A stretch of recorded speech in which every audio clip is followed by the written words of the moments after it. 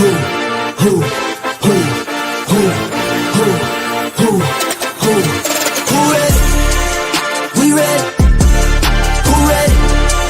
We ready? Who ready? We ready? Who ready? We ready? Motivation to youth only. Mentally feel like Kobe, I'm like Jokic with the rock. You physically couldn't hold me, I don't care if you pushing 40. You can never little bro me. Euro step like Ginobili, from young OG to the OG. From nosebleeds to floor seats, circle stronger than Cuban links. My gold dance, your gold plated. You verse me, now that's a reach. We ready? Who ready?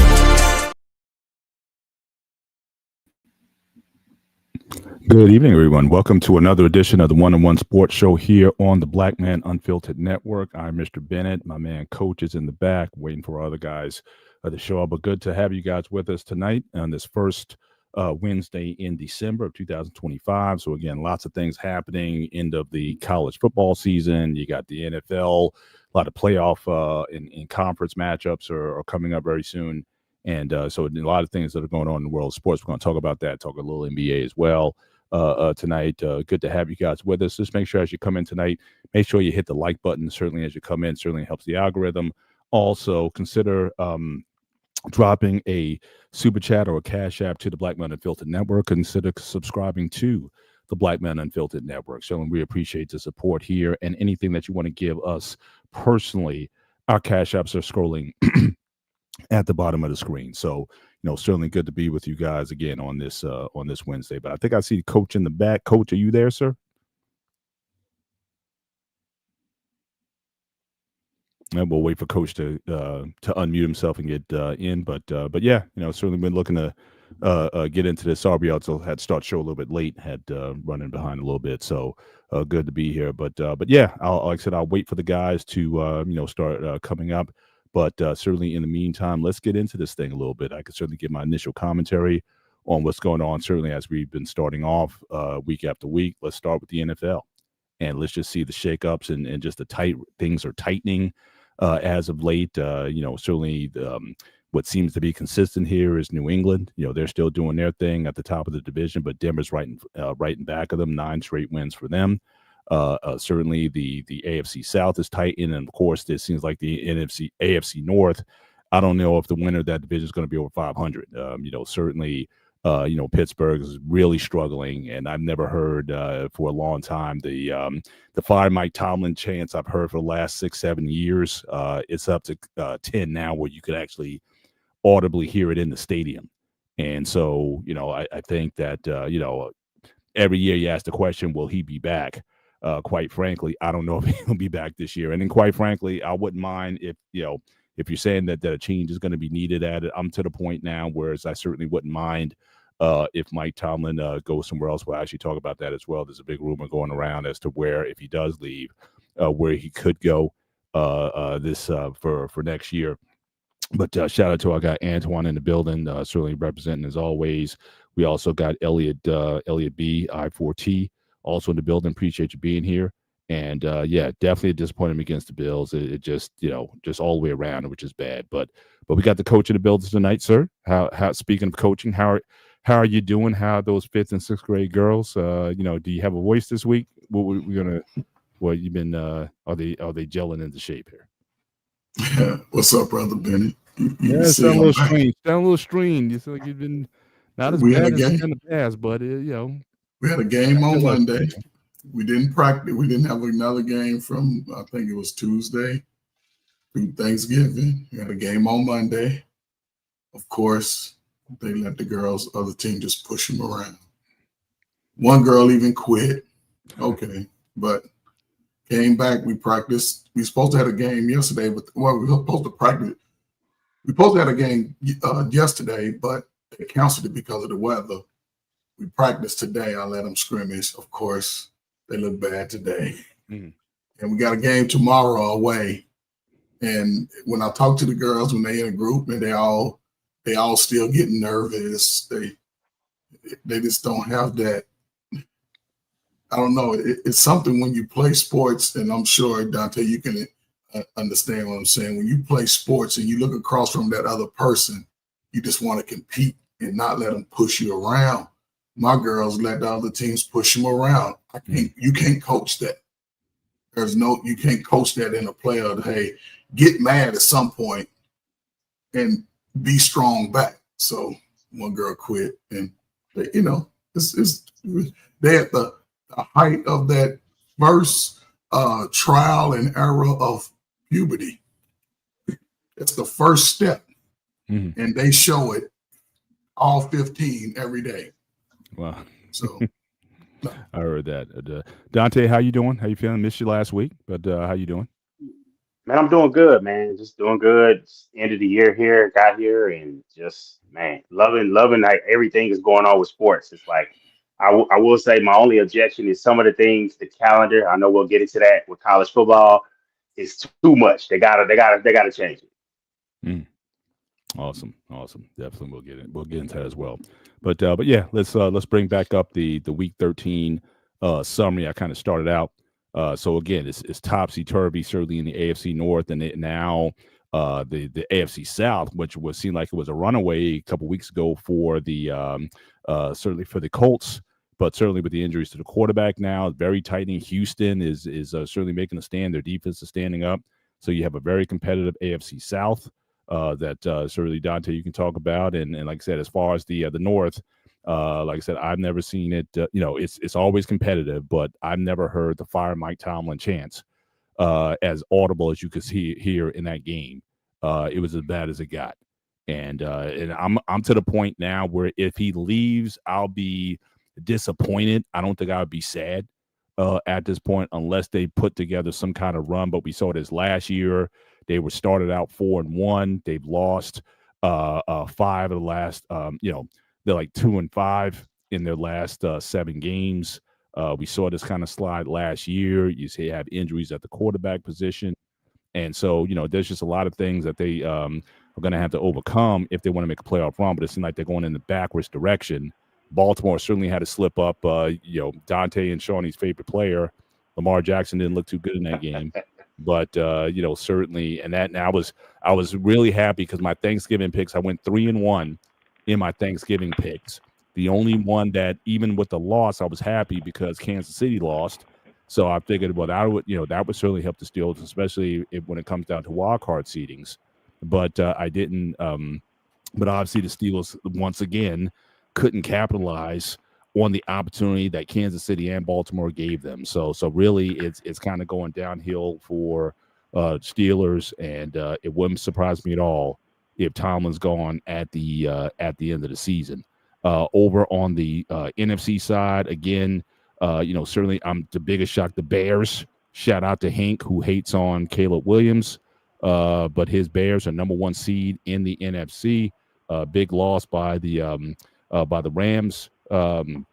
Last week. So yeah, there's just a lot of certainly tightening races there. The NFC North, the NFC South, and even the West is again very competitive. 3 teams that have a very good chance to win. But the big also takeaway is Dallas.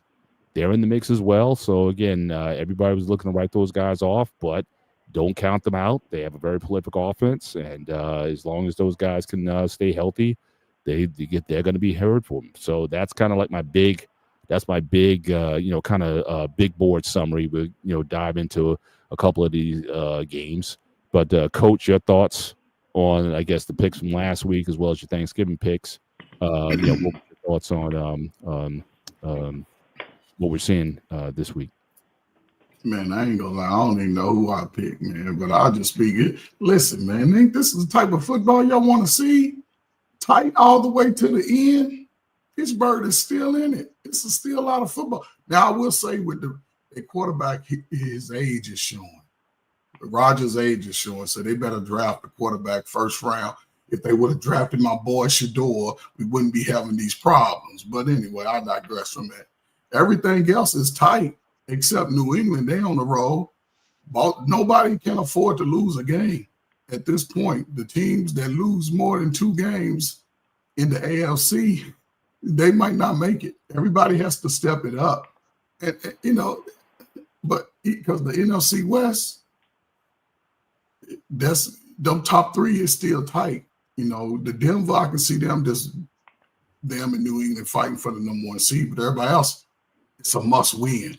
The teams that are still in the hunt, it's a must win these next 4 out of 5. Anybody lose 2, they might be watching it from Mr. Bennett's couch. Absolutely. The NFC, Chicago is a surprise, but again, you have a great regular season. Playoffs, it's a lot different pressure. So if they can handle that throughout the season, and if they get their first playoff win, I think that'll give them, the confidence. Philadelphia, they got everybody's inside their head. Everybody on that team, you can see how everybody's inside their head. The coach, the head coach, everybody, the quarterback, the receiver, the running back, everybody's inside their head, and they're not just playing as a Super Bowl champion. See, they don't have that Kansas City champion edge because everybody's just, still in their head. But Detroit, Green Bay, Chicago, there's still they play a lot of division games coming up. So those are going to be some good dog fights. LA and San Francisco, they always get the weakest schedule in the league, give them the best. But again, they have to win in the cold. And if Sam Darnold can play consistent, I can see them being in the AFC championship. Tampa Bay, who knows? But Carolina might be the underdog that might sneak up on somebody. So it's going to be it's a lot of 5 games left? Yeah. So it's a lot of good football, man. Everybody that want to make the playoffs must go 4-1 or 5-0 on both sides. Anybody lose more than 2, they will be turning their locker, getting their little pink slip. So. I heard that. Dante, your thoughts, just your big picture view so far. What are you seeing? What are you liking? Man, I'll say this, and I know it might be unpopular to say. We gotta look at the Broncos, and we gotta look at them one of those teams where it's just like it's not that you're winning, but it's one of those days where it's like I think that's the team that could be vulnerable. And I know they'll depend on their matchup in the playoffs, just because I don't know how much you can trust the quarterback and the offense, but that defense is lights out. So they're going to have a chance. It's going to be close, but I do think there's an opportunity there. Hats off to New England. They're clearly showing, hey, like we're the class, we're the big dog in this conference, and probably between Ben Johnson and Mike Vrabel for Coach of the Year, because I thought maybe they could be frisky and get into the playoffs because their offense isn't great, but they're doing enough with a really good defense and doing enough offensively to be at the top seed. And Drake May is definitely going to get heavy MVP consideration. But really, what I'm here for is to talk about the NFC East and just talk about, hey man, I was called a madman. About some of my critiques of Mr. Hurts over there, and that offense was a little problem, and now it's coming. And I would say that although I don't like how A.J. Brown has gone about it, he had a point of knowing you just won a championship. Our offense can't look like this when we play against better teams and later in the season. And, and then just defensively, have y'all seen, did they have an APB out for Jalen Carter and with the Big Davis in there for the Eagles? I don't know how you gave up 231 yards rushing inside, 231 in between the tackles. That's insane. I don't know what's going on in Philadelphia, but I am enjoying it. Hopefully they can continue to flutter. And I would say got to give some props to the Bears though. For Ben Johnson coming in and having that rough start. I know he got it together with that win against the Cowboys, and they just been kind of on a roll since then. So you got to give them some respect. But like you said, Coach Bird, they're going to test how good they can be. The schedule for them gets tough. The schedule for the NFC West, it gets tough, and these teams are going to start playing each other. And I would say that I got to give props to Carolina. I did not see Carolina beating the Rams, especially off of coming from the West Coast, flying back east on a short week and handling the team like the Rams. And it got, over 100? I can't remember how many pass attempts it was for Matt Stafford, no interceptions, and they picked him off twice. And I think a strip sack. So it's just like they're showing that their defense with some players out, in the secondary, and that guy stepped up. So I got to give major props to the Panthers. Awesome. Shawnee? Well, I was looking at the comments and I saw Lori's question: do I believe the Lions make it to the playoffs? I know currently that tie game that the Cowboys have kind of messes up stuff at like eye level. I believe technically Detroit is still above Dallas, but they play head to head. And then Detroit also has. I was just looking at their schedule, especially for a team that's reeling. We don't even know if St. Brown will be available for the Cowboys game. He cleared the current injury report, so that may be a sign he's coming back on the field. But right now they got the Cowboys tomorrow. Then they also have the Rams the very next week, and they finish it off with the Bears. So they have a hell of they can afford a loss, and they play against three teams that they can most likely lose to. So and you look at the Cowboys schedule, the Cowboys on the opposite side. Like you can't take any team in the NFL lightly, of course. You saw what happened when the Cowboys did that with the Cardinals. But they have the Lions, and I think the only plus 500 team left on their schedule is the Chargers. So I don't know. If you ask about the Lions making the playoffs, it don't look like it right now based on because those are two teams. They may be neck and neck with the Cowboys, but I think it's fairly universal right now that the Rams and the Bears are better, even though the Lions beat the Bears the first time they played. But I think the way this Bears is playing, I think the Lions also suffer some injuries on defense. Yeah, it's gonna be a task for them. But going to the standings though, yeah, I look on the AFC side. New England is still New England. I think they're the most consistent team in the NFL in total. I mean, both sides of the ball.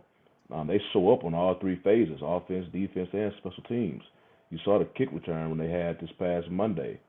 Then you have the Bills. The Bills is just a team that's, pretty much with Josh Allen.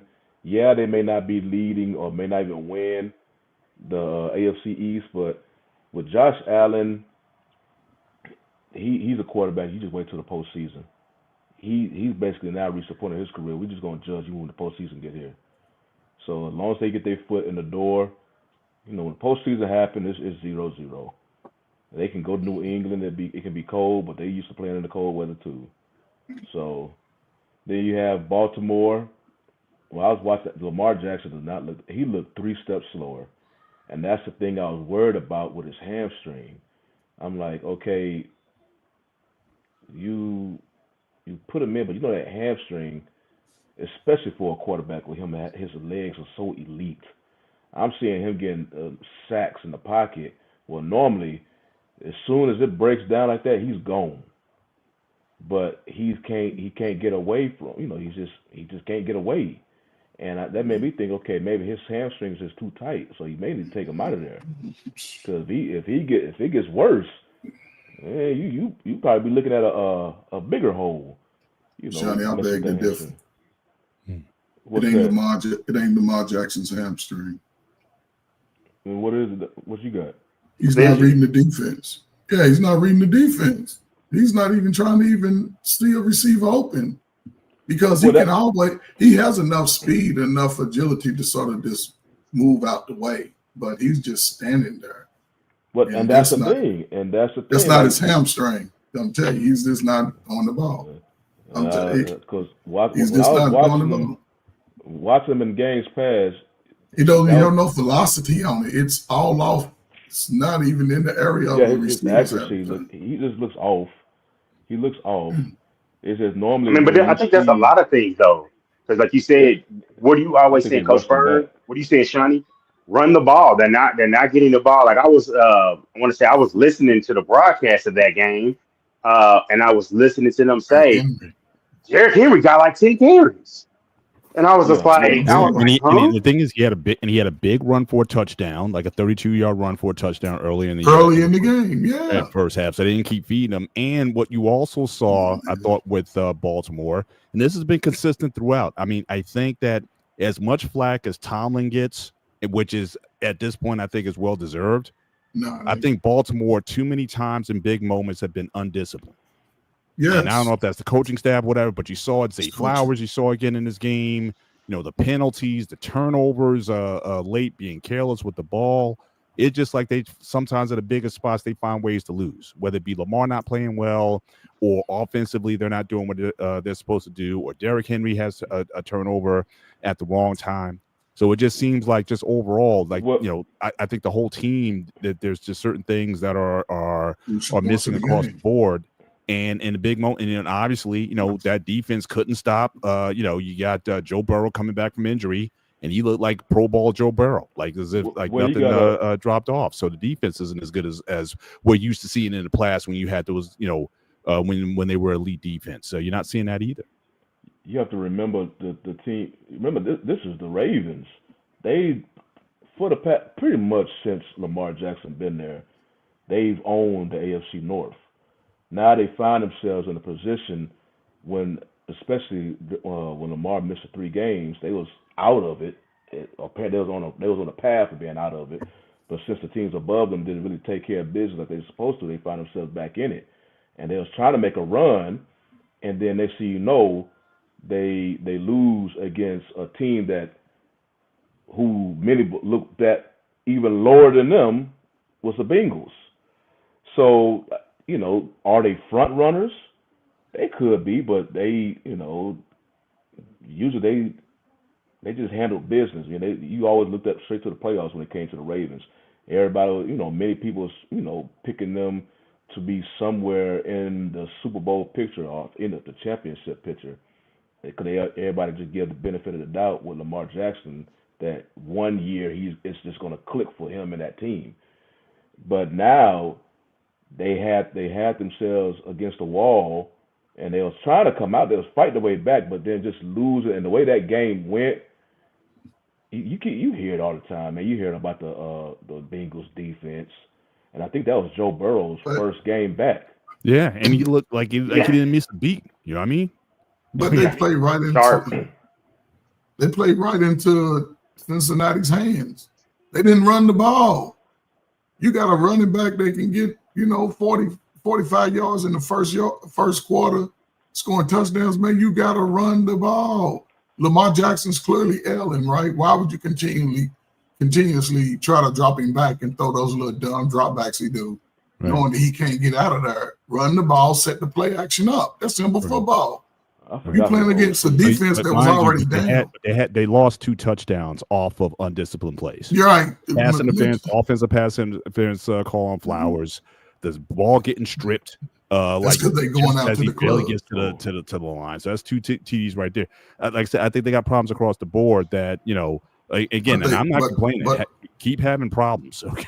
But they still would even that division, so that lets you know that everybody else is doing the same dumb stuff. But what I will say is statistically tied. I think the Ravens they still have the tiebreaker stuff there. So yeah, technically they are leading the division.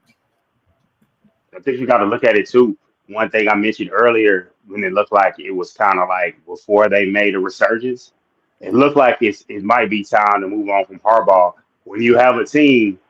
It's one thing to have the talented team, and I'll give the perfect example. I won't use my team. I'll use Seattle. The old Seahawks with Pete Carroll, with all their talent, they would always lead the league in penalties, but you were so talented, you could overcome it.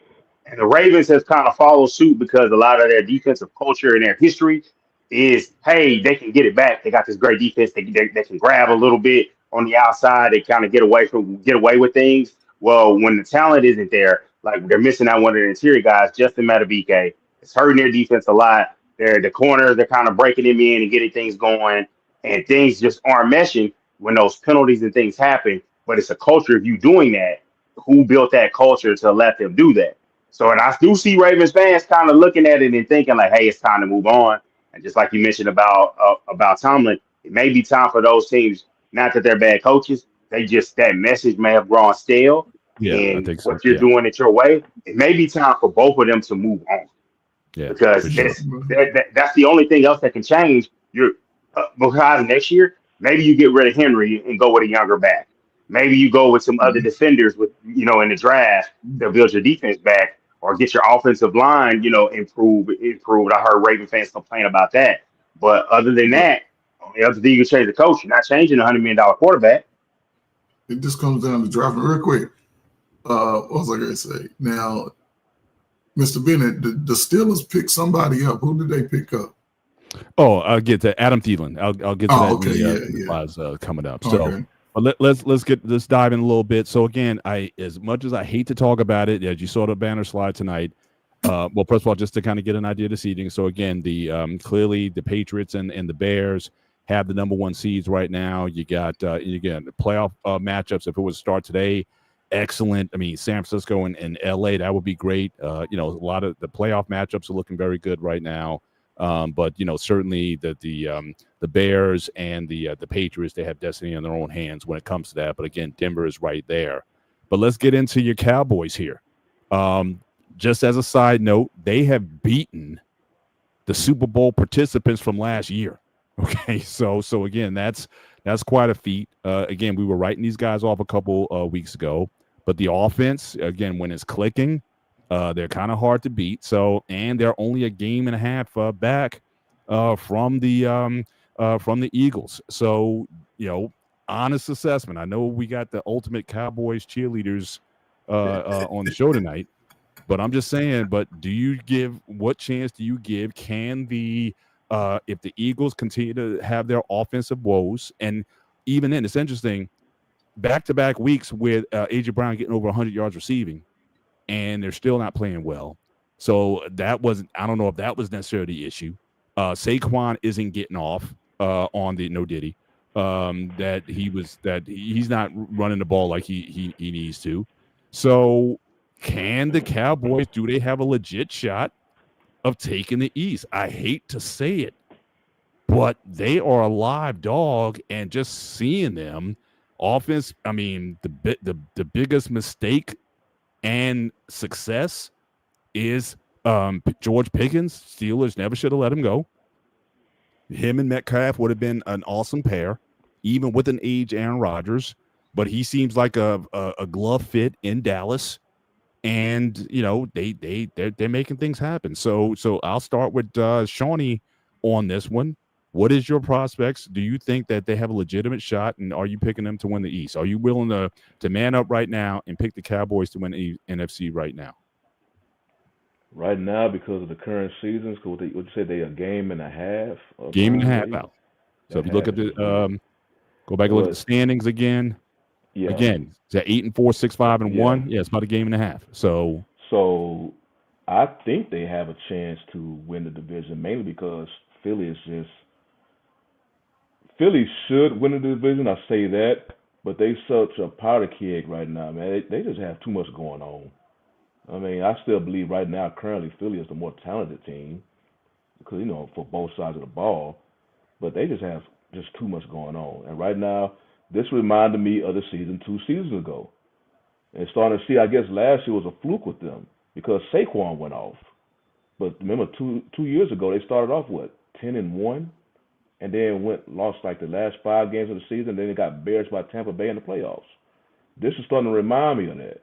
So the Cowboys, they're just going to take advantage of it because the Cowboys right now, I always said I'd rather have my team play their best football towards the end of the year than the beginning.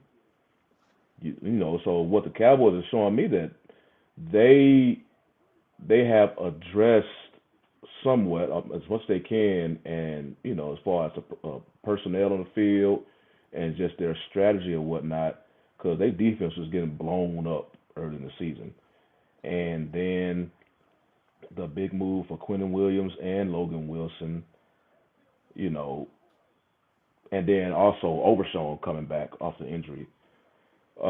It really improved. I still think they need some improvement in their secondary, but because their front is finally getting some consistent pressure. It's not like all-time great pressure, but they're noticeable now. In the beginning, hell, they might as well just quarterbacks say hike look like 7-on-7.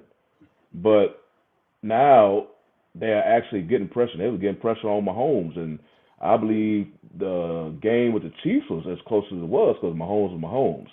Mahomes is still, I believe, the best scrambling quarterback in the NFL. I mean, he had that one, 40-plus yard pass where he was able to, he almost got tripped up, and still so. But other than that, even one of the touchdowns he had, it was off of scrambling because the play broke down. So that's just Mahomes being Mahomes. That's why he's one of the greatest quarterbacks of all time. But the defense is still getting home back there. He's just making plays. And so, now they have the Lions coming up, and I heard the Lions, their offensive line is porous right now. Now you got this. Yeah, no, their offensive line. I'm thinking of the Texans as well because they got the Chiefs' offensive line right now is kind of banged. But just face it. Just just say it with your chest, right? Well, Houston's going to win the Houston's going to win the AFC South. Dallas going to win the East. Yeah. You want a Houston-Dallas Super Bowl? Just say it. Just say it. Nah, because they play each other before.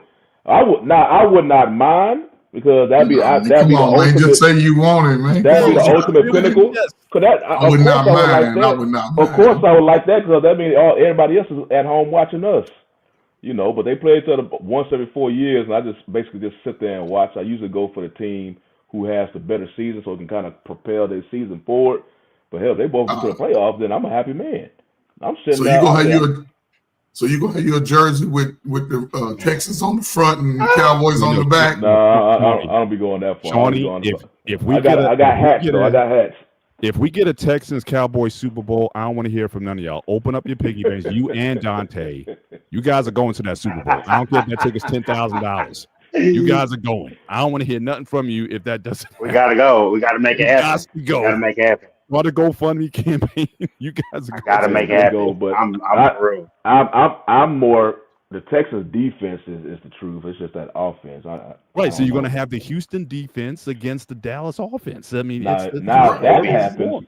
If that happens, now that would be a show. That will be a show.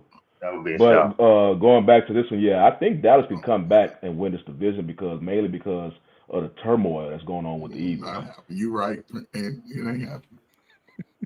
It ain't happening, man. He can wake up tomorrow. So I was trying to see the statement. Was that Antoine? Was that you that said we're playing with a 12th man with Marshawn Nealon? If that was you that said that, you are absolutely right, and that is a excellent point that you made because, it was emotional against the Raiders, and then the first home game it was still emotional, but it feels like he is still with them. You still see it mentioned. You see some players around the league, so I'm glad they're keeping his name alive and. I know they got to go for me for his family, but that definitely the defense is bonded and playing a certain way behind that. So that's helping. I would say that getting Quentin Williams is helping the rotation, and they're starting to play guys that are more productive more. They did rotate more the last game because obviously you played on the short week. But I'm going to be completely honest.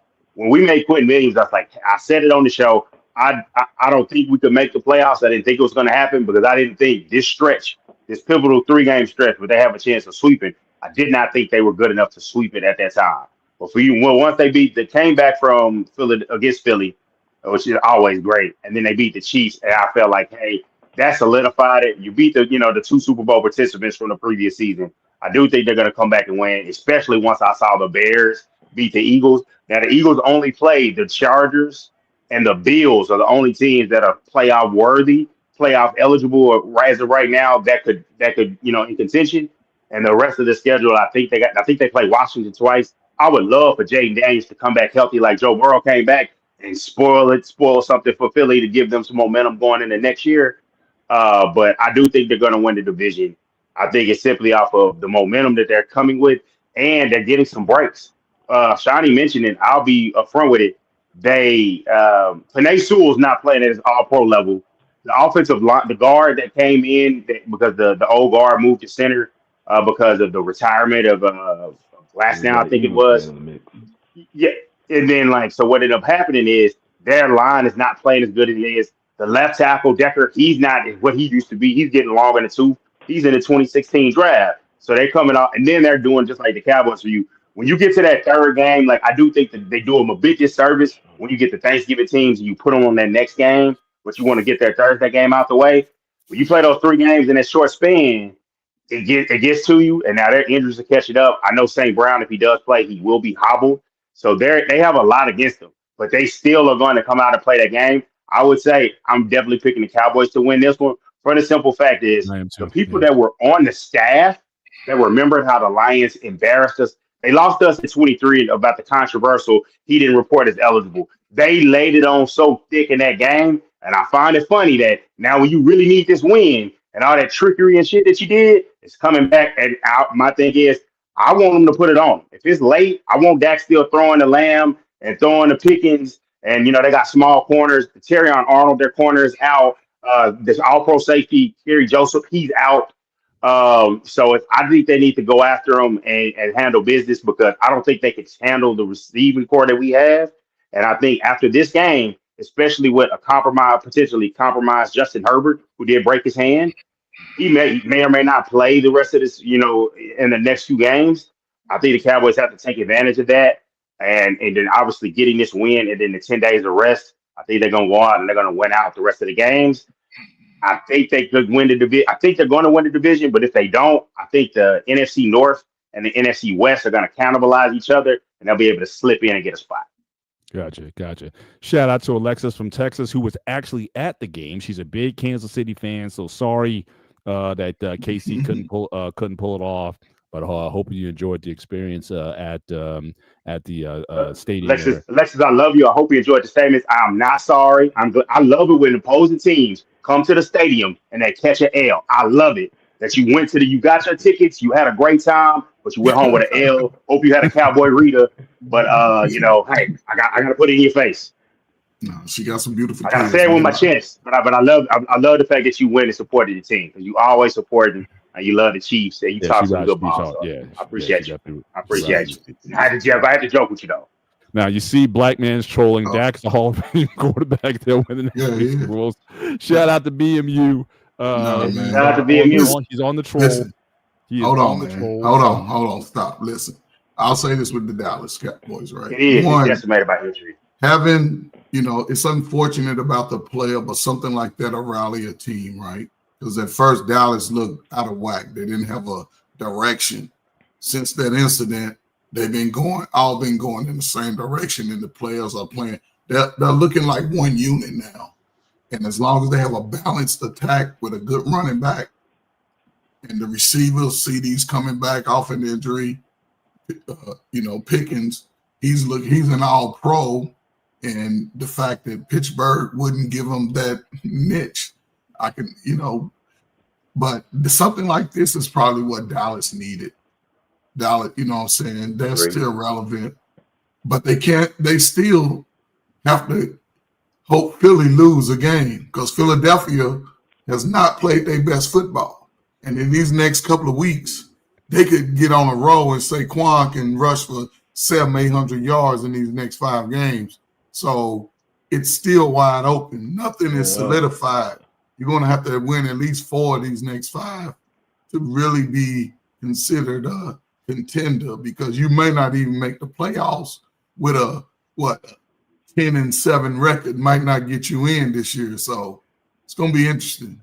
Kansas City, Philadelphia, once they get out of their head, they'll start clicking because they still got one of the better teams. Now, who said that to keep Philly out of mouth? Now, I'm gonna keep talking about Philly being down. I'm gonna put it in your face. You were talking. You was probably one of the ones talking big when Philly was up 21-0 and choked that dang game away. So I'm never gonna be quiet about that. I got all the smoke in the world for Philly, so you can put as many comments as you want. I got all the smoke. I'm ready. I'm talking big. I'm coming in. No more. What Ray J say in that rant? I'm tired of being humble.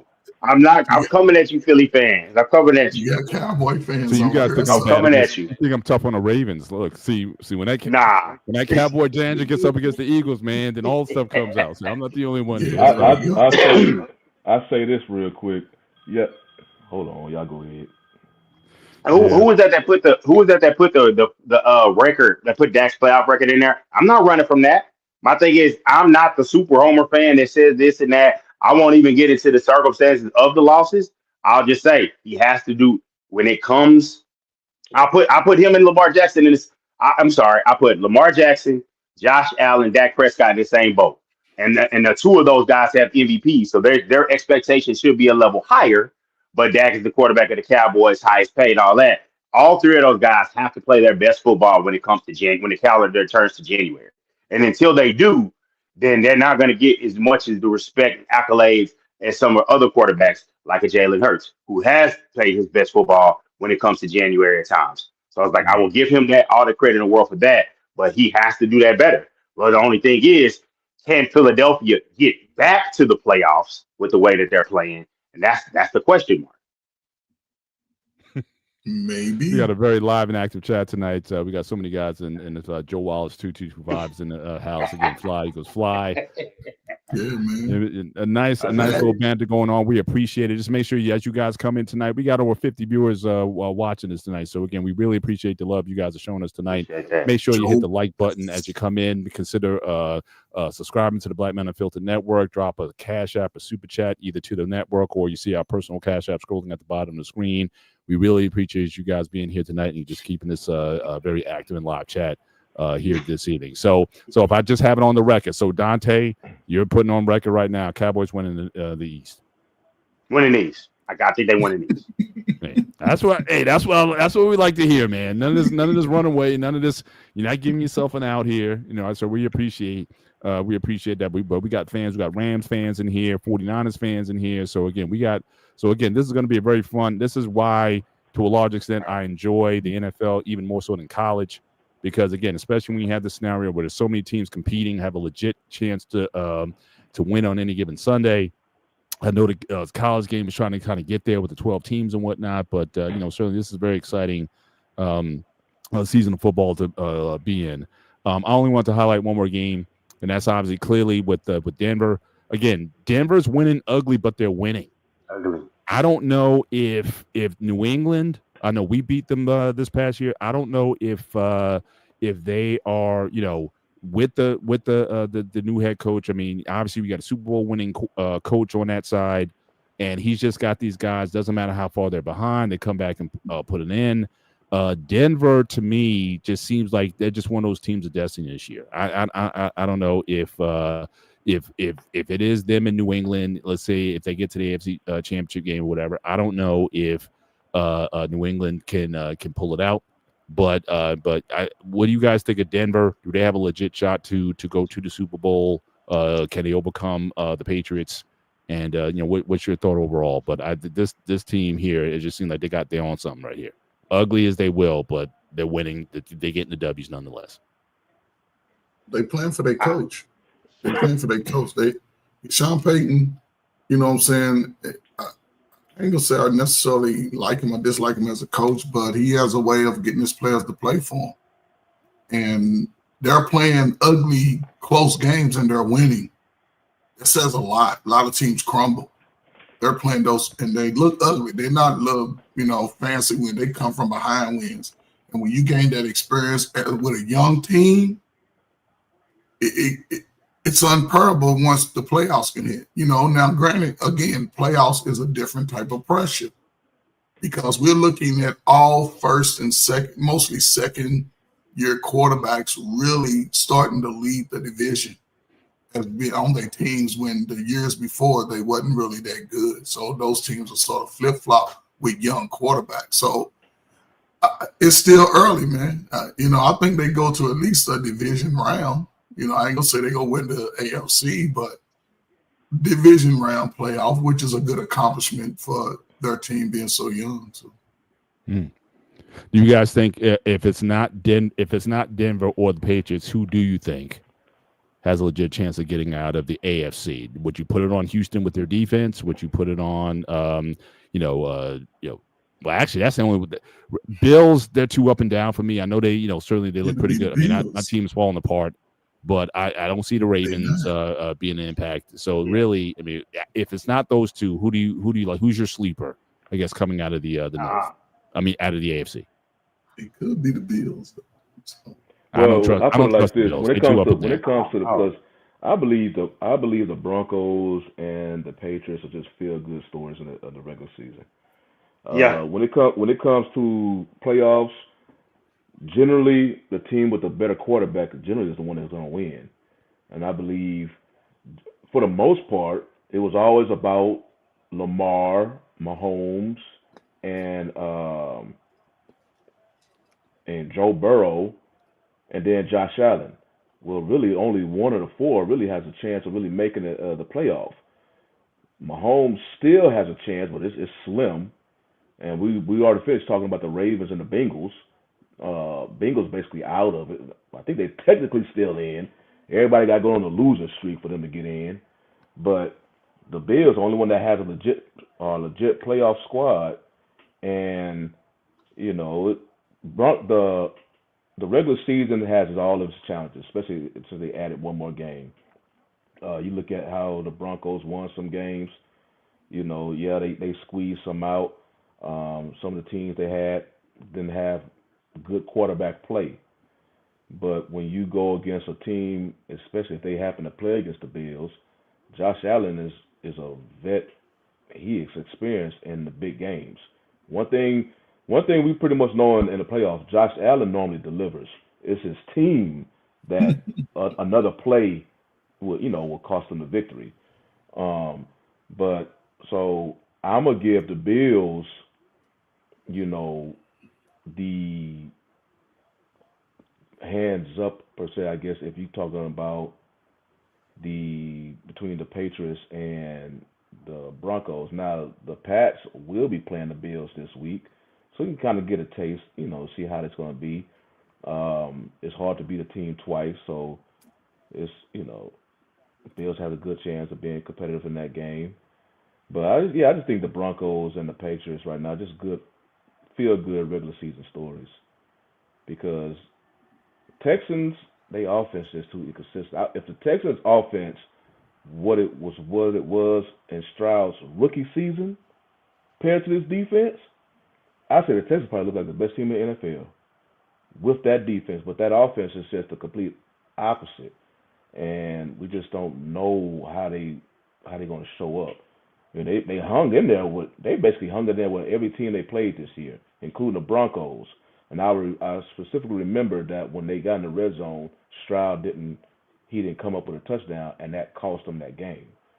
And they defense can keep them up to par because it's going to be a free fall this postseason because the big three have a strong chance of not making this playoff race. So it's going to be a weird playoff. This is just AFC. I'm talking about the NFC. Just the AFC. It could be just a unique playoff because the three of the elite quarterbacks that many agree are in this conference will not be involved. So now that's why we got QBs who on their second season potentially make it to the AFC title game and all of this. So it's you just throwing something up in the air, but I'm still gonna give Josh Allen the leg up because of his experience and that he delivers in the playoffs. So it's a different monster in the playoffs. So it remains to be seen. I heard that. One more NFL story just to kind of keep it going. Again, Steelers. This has been a big rumor I've been hearing all week. I mean, because obviously the Giants, they're having a woeful season, and again the cries. Like I said, I never heard the boos or the fire Mike Tomlin from the fans like audibly here in the stadium. So again, I do think that his message is getting watered down. If they don't make the playoffs, or if they have a losing season, his big claim to fame is he's never had a losing season as in 17 seasons. But I just think that this more than any other year, and like I said, I'm to the point now where I wouldn't mind it because I'm for the past 6-7 years I'm getting sick and tired of hearing it. So a fresh start or whatever, I wouldn't mind. But they're saying if they're gonna let him go, he should go to the Giants. You got certainly a nice rookie quarterback, and but my only thing with that is that Tomlin is not a quarterback guru. Ben Roethlisberger, that was Bill Cowher's draft. So I don't know. He doesn't have a good track record of developing QBs. He's a good defensive mind. But I don't know if that's going to be a thing. And they did sign Adam Thielen today because, again, offensively, their wide receivers. I mean, George Pickens has more yards, receiving yards and catches than the entire Steelers wide receiving core combined. And so, so Adam Thielen, 34 years old, he might be past his prime, but he's a big body target or whatever. And I guess they're trying to focus more. They also let go of Darius Slay, former Eagle from last year. They let him go. So I guess they're trying to beef up their offense. But again, every week is something else. Sometimes the offense plays well and the defense is bad. The defense, 2 out of the last 3 games, have given it up. So I don't know if this signing is necessarily going to be a thing. But, what do you think of the prospect of Tomlin? One, do you think this is going to be his last year? And if so, do you think the Giants would be a good fit for him? And, and I really haven't pondered this yet because, again, I'm kind of still in the season. If there was going to be a replacement coach in Pittsburgh, who would you think that would be? So we'll start with Shawnee and we'll go up to coach. Replacement, honestly, I wouldn't have an idea. I think it's just going to be an up-and-coming coordinator, in particular, offensive coordinator. Because, like you mentioned, they need somebody who can just develop the quarterbacks. That has been, unfortunately, kind of the main thing that's been missing in this Tomlin era in Pittsburgh. Is just developing a quarterback.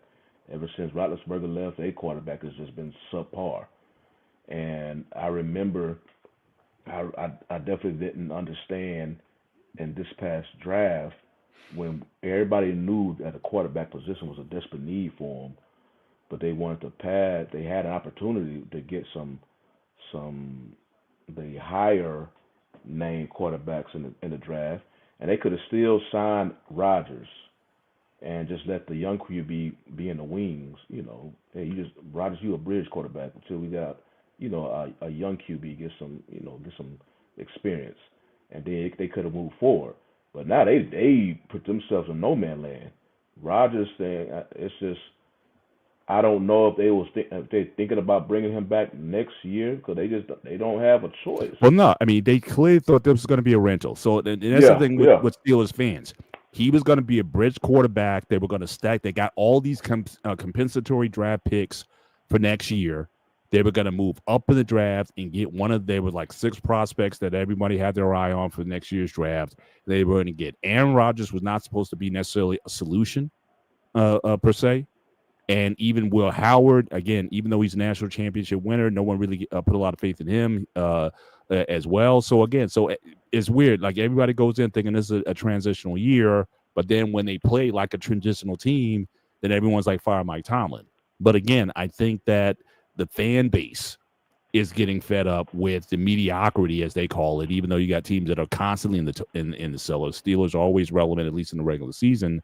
But you're at this point. So I just think that just to again, a fresh start again, because now you're talking about comparing him to Marvin Lewis. Marvin Lewis had the Bengals in the playoffs almost every year and still couldn't win a playoff game or what have you. And eventually his time came up.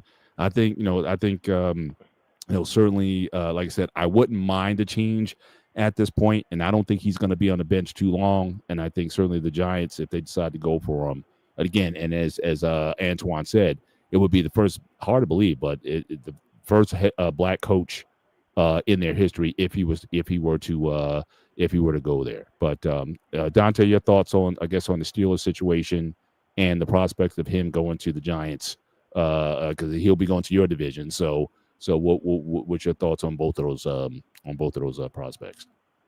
As a Cowboys fans, hell no. I want my 2 free wins from the Giants every year, and Mike Tomlin will put a stop to that. Because outside of that, obviously, he's a guy that's a stabilizer, and what he has done is it's funny. It's something interesting. It's not the exact same because he's not Mike Tomlin, not a Hall of Fame level player. But I told my friend that he's a big fan of Derek Carr. I say he's a scoring Raiders fan.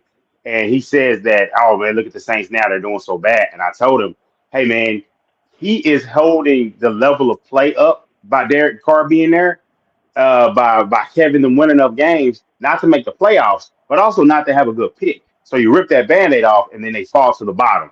Mike Tomlin, with all the mess in Pittsburgh, he has stabilized them and held them up for so long.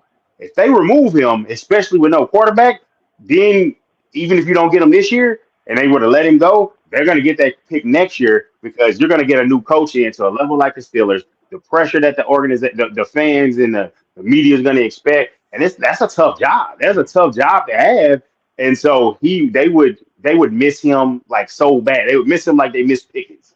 And I think that sometimes be careful what you wish for, but I would say don't force him out. But if it could be a deal where it's like, hey, they depart ways and let him go, or if you do one of those where you do a trade, but it may be time for him to go, as I said earlier in the show, but he would stabilize them. And my thing is, that's almost his MO, Mr. Bennett. If you let him go to a team that already has a quarterback, because the first thing he's going to do is like all that running around, you're going to sit your ass down, you're going to stay in his pocket, you're going to slide, you're going to get out of bounds sooner. He's going to coach him to be like, hey, the offense is your thing over there, but this is my team. He can get an OC. He's gotten the Ken Wisenhunts of the world. He's gotten different guys, and that's what the thing is that he had to stay in power. Find the offensive mind, get through your Rolodex of coaches, find the guys, and then you get the defense. Because it would be scary with Abdul Carter. I'm forgetting all the guys that they had. The other edge rusher they had, Brian Burns, Big Dexter in the middle. And then he's going to keep adding to that defense and make it into his mold. And that's going to be lights out on defense. You got a tough, hard-nosed running back. And you got Jackson Dart. You already have a talented young receiver and Neighbors. And then they have a high-level pick. And I've seen my draft said they're going to, think about possibly, and you can't take it much of hill of beans at right now, Cardell Tate from Ohio State. So you have two weapons there. Like him, that would be a grand slam move as a hire. Right. I hope it doesn't happen. I hope the Steelers stay home. But shout out to Adam Thielen for still letting it, still keeping his career going to a team that's competitive and fighting, coming from a team that is competitive and fighting. So I know, just wasn't used, and so I feel good for him. He continued his career. Obviously, it looks like this is the end for him. But, the Steelers are at a crossroads. And don't y'all play the Steelers? Don't y'all play the Ravens this week? Yeah, we got two. Yeah, we got two. We play both of our games towards the end of the season. We got two out of the next three against the Ravens. So, again, I mean, the division's on the line, and obviously winning cures almost everything. But again, we saw the same slide last year. And I think people get tired of it. He comes to the press conference. You know what he's going to say. Win or lose, he's just almost like an automaton at this point. And without in the Pittsburgh press, like nobody really goes after him, really challenges hold him accountable. In Pittsburgh, I watch every press conference, and guys are almost afraid to ask him questions. If this was New York, and that's another reason why I don't know if it would be a good fit in New York, because again, the New York press, they don't play. They will come at you, and I don't know if he's ready for the heat that he'll get, but he's kind of they kind of have kid gloves in Pittsburgh. They'll talk about him outside in their columns and everything, but in the press conferences, it's pretty much kid gloves over there. But Coach, your thoughts on Tomlin, and I know how you feel about him personally and everything, but again, do you think this is his last season in Pittsburgh? And what's your thoughts on him going to the Giants? As someone in the chat said that maybe even the Raiders would be a good spot for him. And I can certainly see him in the Raider black and silver. But what your thoughts on if Tomlin does go, if it's not the Giants, what would be a good fit for Mike to land? First of all, y'all need to stop disrespecting Mike Tomlin. Let's be real about that. Bill Cowboy was a defensive coach.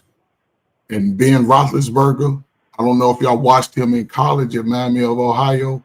He was the man. Ben Roethlisberger, he proved that he could play in the NFL early in his college career. He was always very accurate and strong with the ball. And going to Pittsburgh, again, they gave him the reins. They had a young quarterback. Pittsburgh just hasn't had they drafted a couple of little scrub quarterbacks young, but they didn't pan out. Yeah, they've only had really two good quarterbacks in 50 years, right? Terry Bradshaw and Ben Roethlisberger. I mean, and that's it. And Tomlin, he's a defensive coach too, but his I think I would just get a young coordinator and draft a quarterback. Mm-hmm. They could have had what they needed this year. However, Pittsburgh, despite how they look, rag and tag and all, is still in contention to win the division. Despite that, that says a lot about your coach holding the team together. A lot of teams fall straight apart they'll be down in the gutter, and so it's just part of the game. You know what I'm saying? Don't go to the Giants. You know, don't do that. Stay right where you are. I believe Pittsburgh to give him the respect and let him retire. He'll retire first before he goes somewhere. Thielen, I think he's a good addition.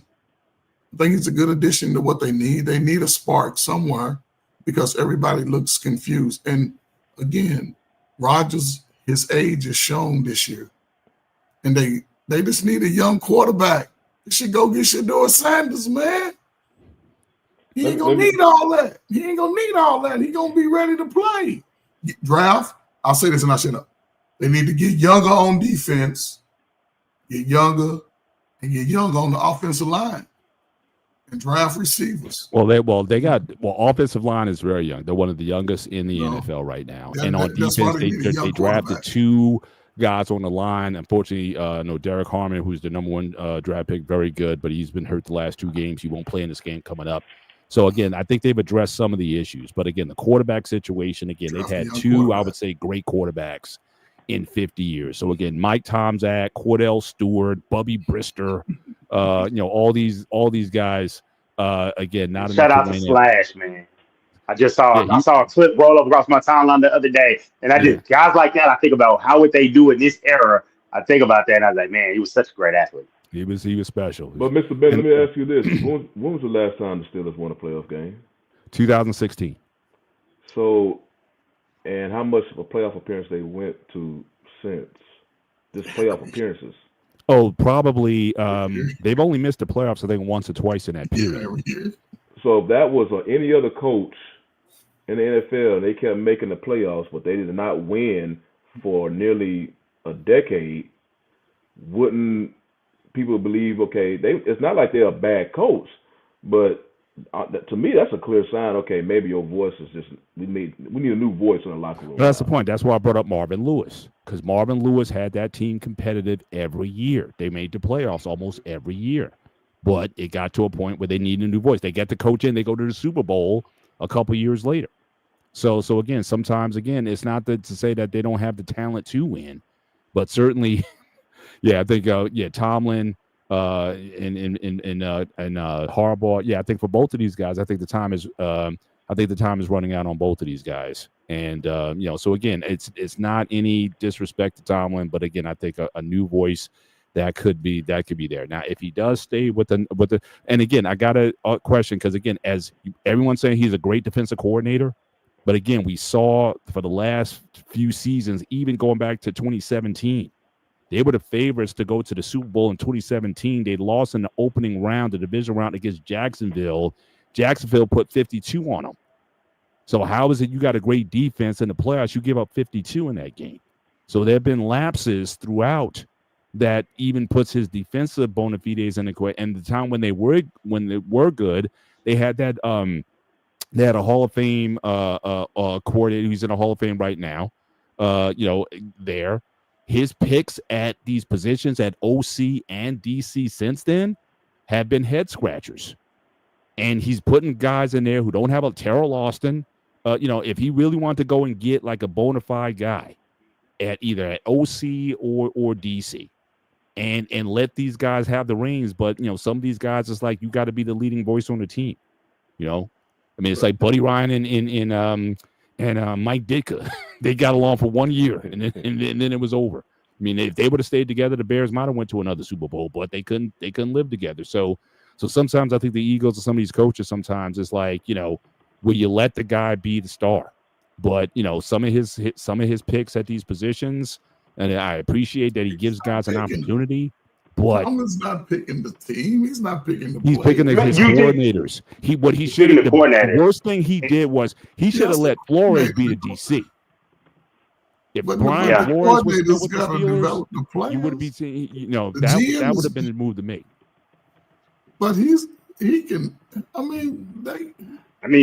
My thing is, Coach Perk, you've been about as lean, and I can pick on myself as we can be with Lamar Jackson and other players that we like. You being lenient on them, like you said. If you look at if this was his responsibility, he chooses the coordinators, but it's still an effort of the coordinator to call But the I'm right saying plays. you got Brian But Flores. it's on you who and was you make a the hire. winning- Brian I Flores mean, was but a okay, if y'all want to look at head it like coach. that, okay, but He was a that winning same head coach. He would have that been a same perfect coordinator candidate will at go on to OC. get a head coaching job. Makes no sense.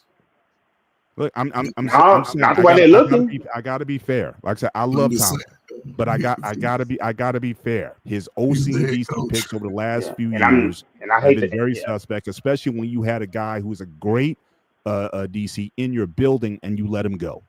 You know, so Well, Who did he let go? That was with the Steelers. like I said, Brian Flores. They had Brian Flores. Oh yeah, that's right. Oh yeah. And he That's picked the guy that's an who was excuse. like a If he defensive was back in the coach to building, beat the DC and Terrell Austin. if he was You in the got Brian building, he Flores in the definitely should building? have let him. But No. he was He should have. aspiring to be a head coach. What you talking about? He's a head coach. No. But he's I mean, not let's keep. since. He hasn't gotten a head coach. We've had NFL we've had 11 that be a talk head about coach. him. He's not Yeah, I going to don't know basically why be the he head left coach because of the Pittsburgh. lawsuit.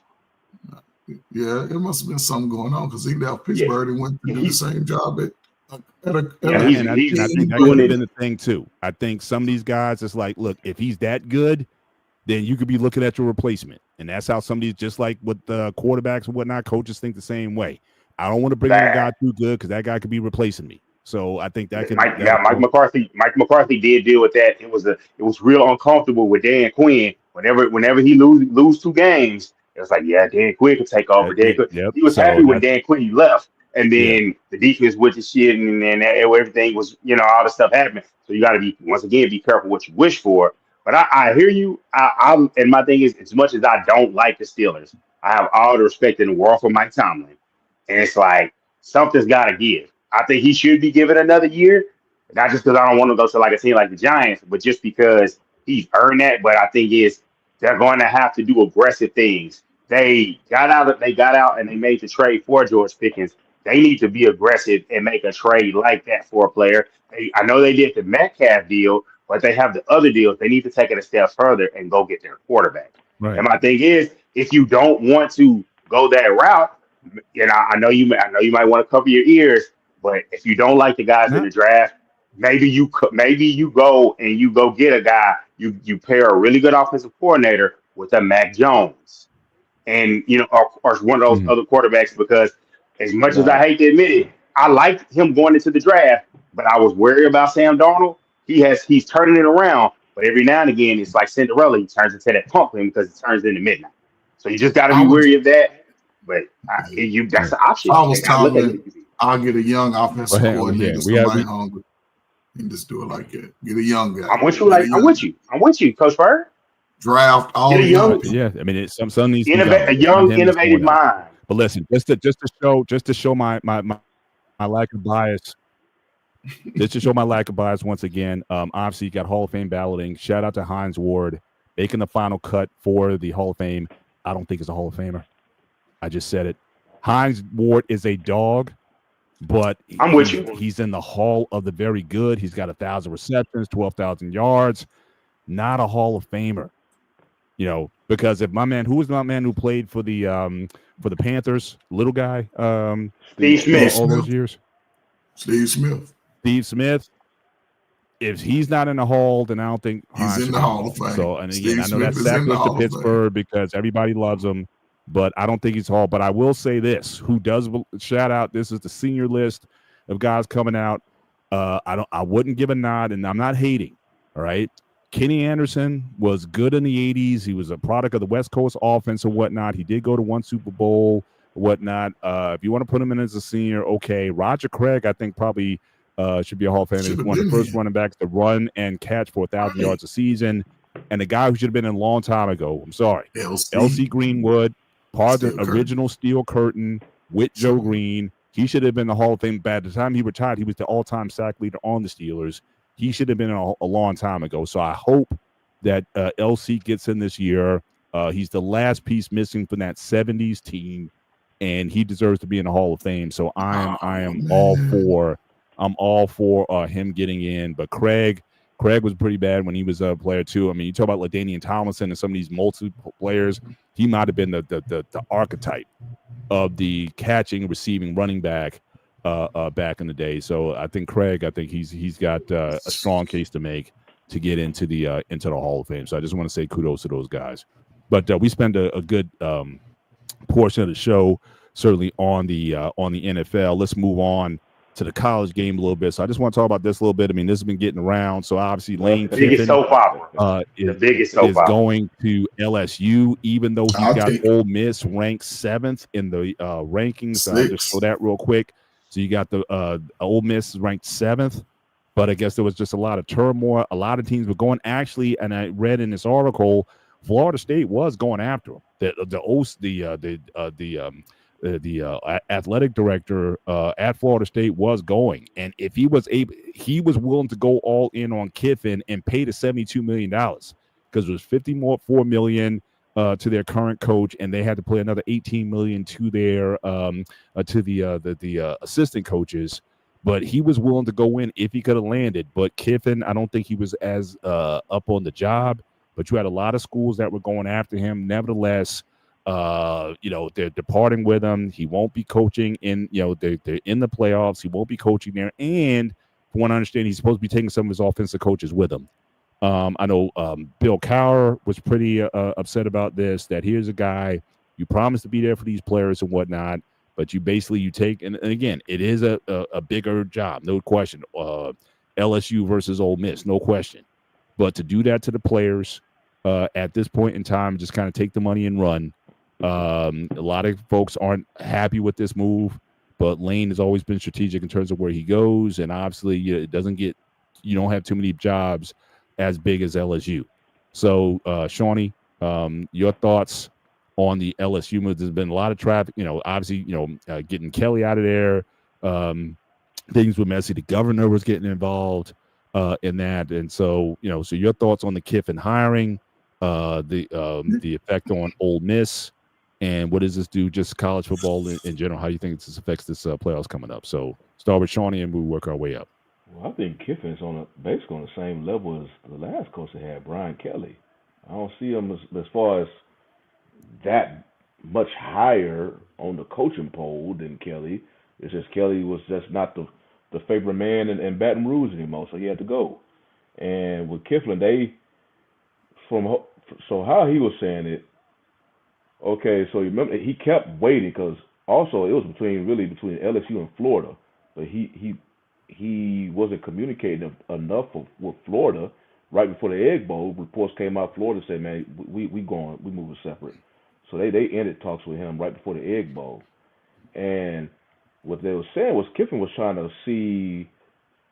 wait about the status of Alabama to see if they had a chance to go to the SEC title game. Because remember that game with Alabama and Auburn, it was close. It was very close. So they were like, okay, if Alabama lost, then ultimately A&M ended up losing. Yeah, Ole Miss would have had if they lost, they would have had a spot in the SEC. So he was trying to wait until then to make a decision or make an announcement. I think he already made the decision. Just make an announcement of accepting the LSU coaching job because he wanted to coach his team in the SEC title game. And when he made the announcement, okay, he's gonna be he accepted the job for LSU. The AD was like, okay, because it was inevitable why the time that he potentially preparing with Ole Miss, he's now trying to encourage players or whatnot, come and meet the LSU and all this. And I think some of them will ultimately do it anyway, but basically AD wasn't feeling that.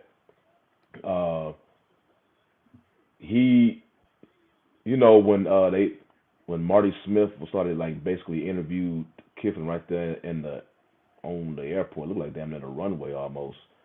The Ole Miss AD was like he was disputing some of the things that Kiffin was saying. I'm not surprised that Kiffin moved on to LSU because he's shown he'll do this. I mean, everybody saw what he did. I mean, he was at USC. He got fired from USC, and then he went to the on the runway. Yeah, and then he went to the head coach rehab program in Alabama under Saban. So he was having success there, and I believe it was a job that was potential because he's always getting calls. He's always getting calls from decent programs. And there was one towards the playoff, I believe. He wasn't communicating frequently with Saban. Saban didn't know where he was at. He said, "Okay, man, you know what? You got too much on your plate." And that's when Saban let him go. Like I think right before the playoff, I believe. And then, of course, everybody know about Tennessee. He coming out saying he's not going nowhere. Lo and behold, he did. After he left, he went to Florida Atlantic from Alabama, then Tennessee, and then looked like he was bringing a program up. No, he was with Tennessee after he got fired from the Raiders. Yeah, first one. Yeah, it was the Raiders. Yeah, I don't even consider his NFL stint. You know, he's a college coach. What's the name said some very interesting things that have shown to be a trend with him. He's a liar. He said anytime you leave him, he's going to leave in a deceitful manner, and it's going to leave in a bad way. And Al might have been an old man that wrote a letter to do it, but he was right about some things on that. But I think he will ultimately have some sort of success, similar to what he did to Ole Miss, because there's potentially. I mean, LSU is a big program, but there may be a few. I mean, I guess you're looking at the UTs, the Alabamas, Ohio States and stuff now, the upper echelons. That's programs that may be considered bigger than LSU.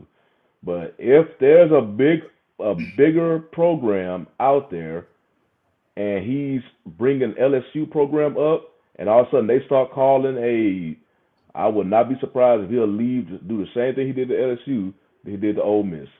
That's just him. I was just about to make that point. Where do you go from LSU? I guess we're talking Alabama. Well, that's LSU. LSU is already towards the top, but there's some programs like University of Texas. I mean, I'm talking about like these. You think UT is bigger than LSU? Oh, they're about the same. Hold on, every SEC team is top. Every SEC team is UT hasn't won. What 06 was their last? Y'all thinking about it current. I'm talking about like as far as the program. Program overall. UT is up there. UT is up there. Alabama put themselves up there. Texas, Alabama, Michigan. Alabama's always been there. LSU, the thing about it is, in the recent last 25 years or so, since basically you got to earmark it from when Saban got there, that's when their program kind of changed. Honestly, if you look at it from a standpoint of just college level, FCS or FBS, in their own city, Southern has had a richer history as far as winning conference championships and dominance than LSU did. LSU, this really changed around, I want to say, that recruiting class that Saban had with Marcus Spears and all those guys that had when they won that first title. That's when the tide changed with that group, and that's when LSU became a national. But to me, the only job that I think he would leave because of the Saban influence to take on that challenge to coach at Bama, and because that is toxic, and they don't think I don't think DeBoer is going to be there for too long. The way it sounds, I've heard that DeBoer could leave and go to Penn State. No, it's bad. If you look at the history of it, look at the coaches that have left Bama and went somewhere else. Like Dennis Franchione went there and went to A&M. That's clearly a downgrade. He went there. That's a tough job, bro.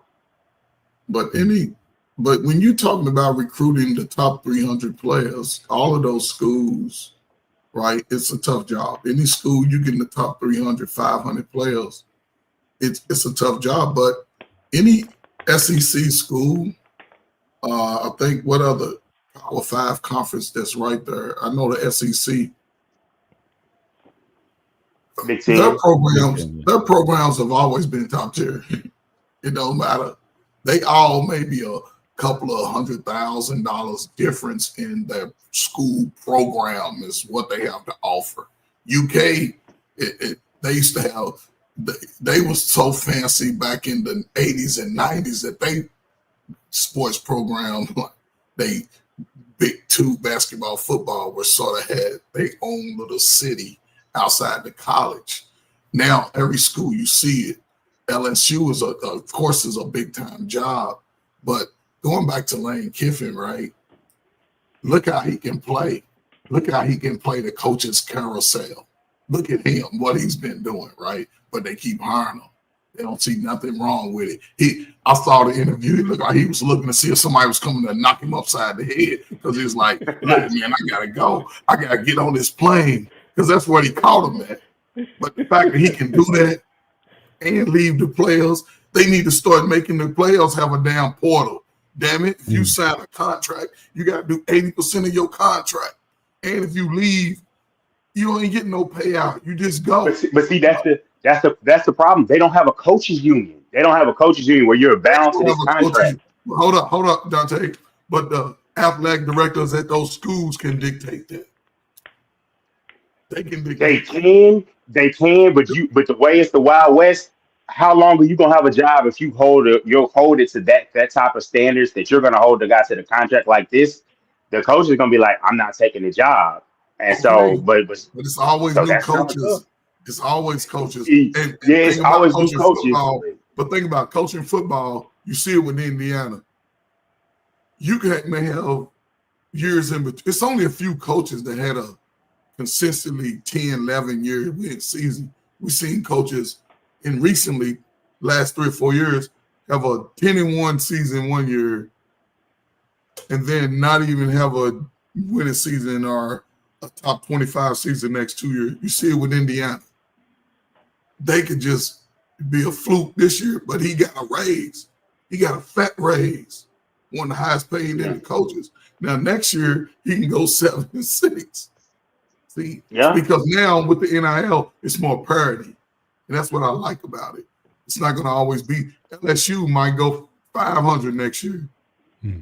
So, I don't know. I'll say this about him. Go ahead, Sean.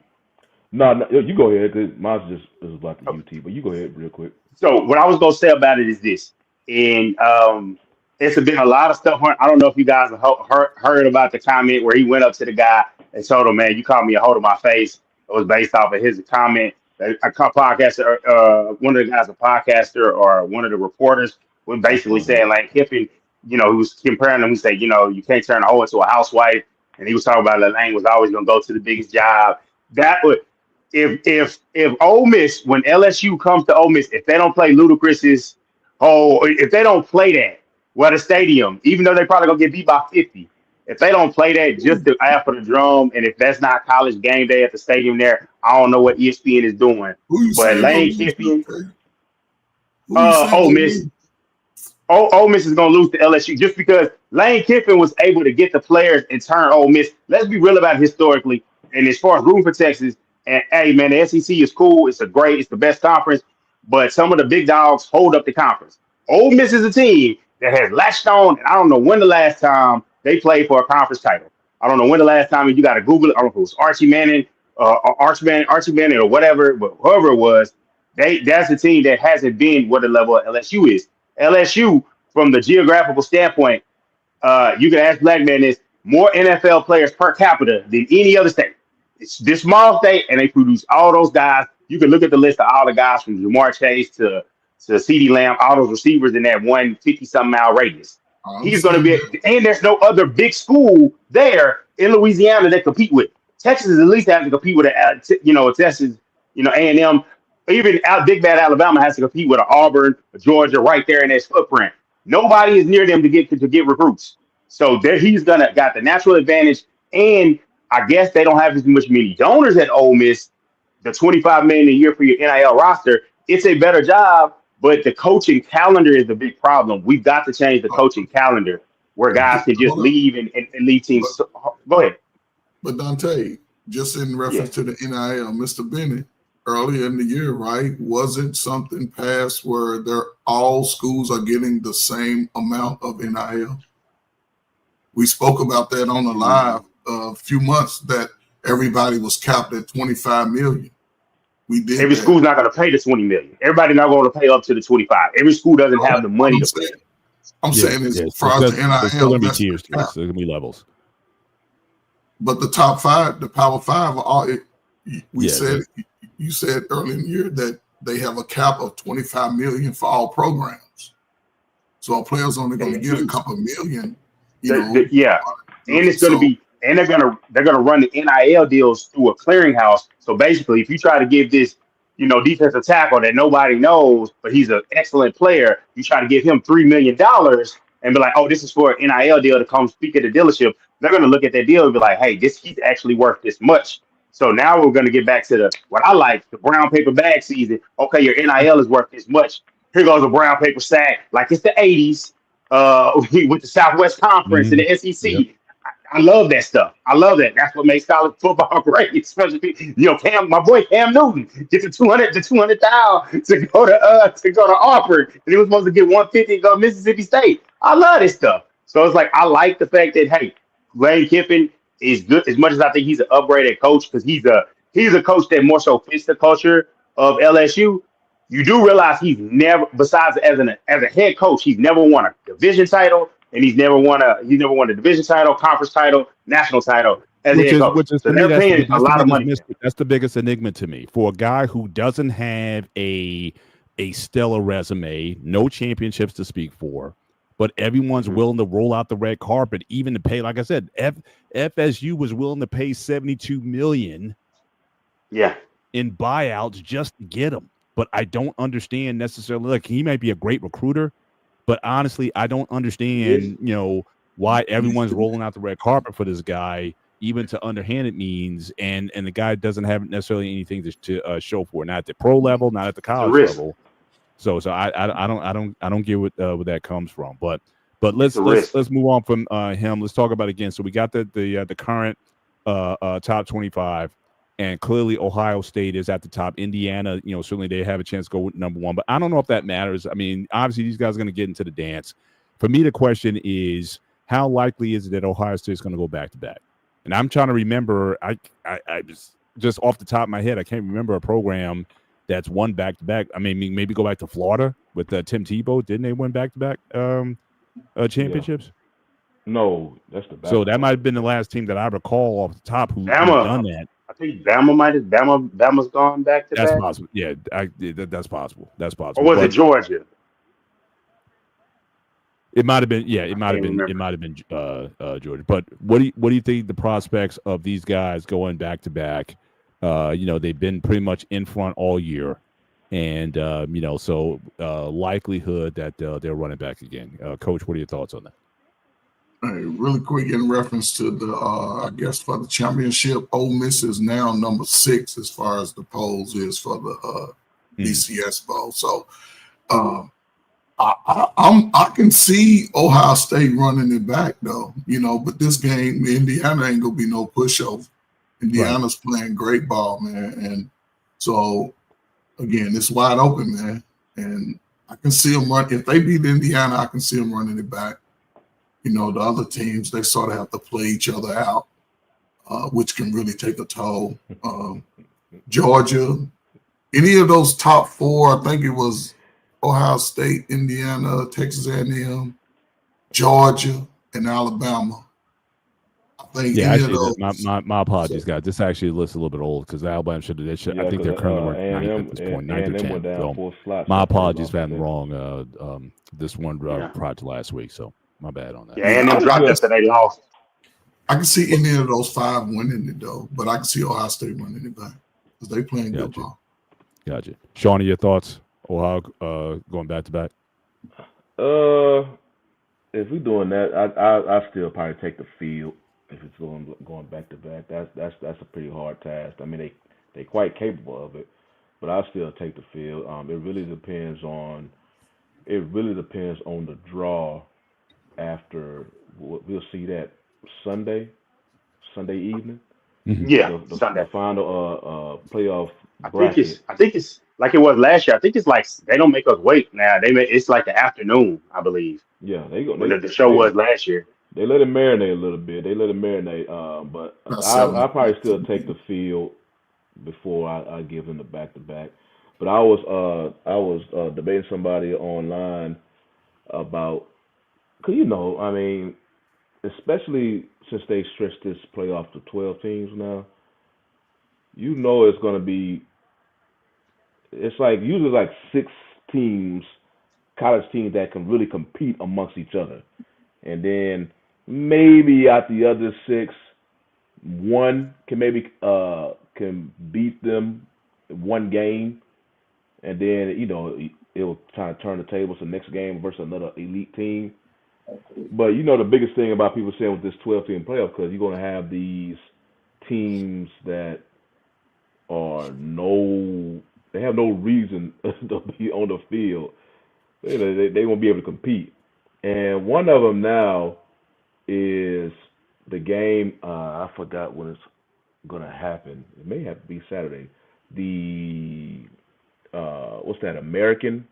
The American Conference, the championship. Is going to be Tulane versus UNT, which is your grand prize is going to be kind of like when those teams play the 16 slot in the play-in tournament. It's like, hey, whoever wins this game gets to go get beat by 50. Good job, and maybe some money for your conference. So basically, just to put it in perspective, UNT is another school here in the DFW area, but they are. I mean, they the stepchild to the stepchild. Basically, SMU is representing Dallas, TCU is representing Fort Worth. Well, UNT is a smaller school, and it's up there in a town called Denton, about an hour above Fort Worth. Yeah. So they just a smaller school, but you can imagine what but they're not gonna. I can imagine if they will even host a playoff game, but they won't be. But if that team can make it to the playoff, the atmosphere will be in that town, a small town. This is the highest they ever been in football. Yeah. They don't even have they never been in this territory before. But that excitement, the fan base, and even DFW, like I say, they don't even think about pretty much UNT for the most part. But this season is the most I've been seeing UNT football being, spoken about amongst the media down here because they've been having a successful season. They almost went undefeated, but they lost to Central Florida. Now, let me ask you, is North Texas the same as North Texas State? Are those two different schools or the same school?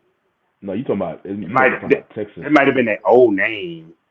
Yeah. Because when you say North Texas, I'm kind of a little bit familiar with it because I'm a big wrestling fan, and it seems like a lot of pro wrestlers. Stone Cold Steve Austin played at North Texas. Yeah, that's the same school. Yes, they changed. Same school. Tito Santana. Yeah. It was like they did.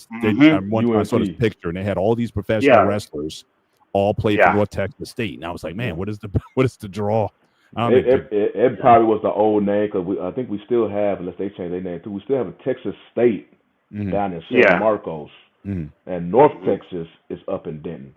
And so maybe they used to call themselves North Texas State. Yeah, and you mentioned Denton because I think the Von Erichs, they're from Denton, Texas, if I recall. I think so. Wrestling that whole wrestling fan. They were back in the 80s again. Since they were like the biggest thing in Texas or whatever. They were superstars and whatnot. That was when wrestling was really big. In that area with the Von Erich family. I remember watching that stuff. A world-class championship wrestling in the 80s. That was like my guilty pleasure back in the day. But I was bringing all that up just because the college football it brings excitement to schools that normally won't even be in that spotlight.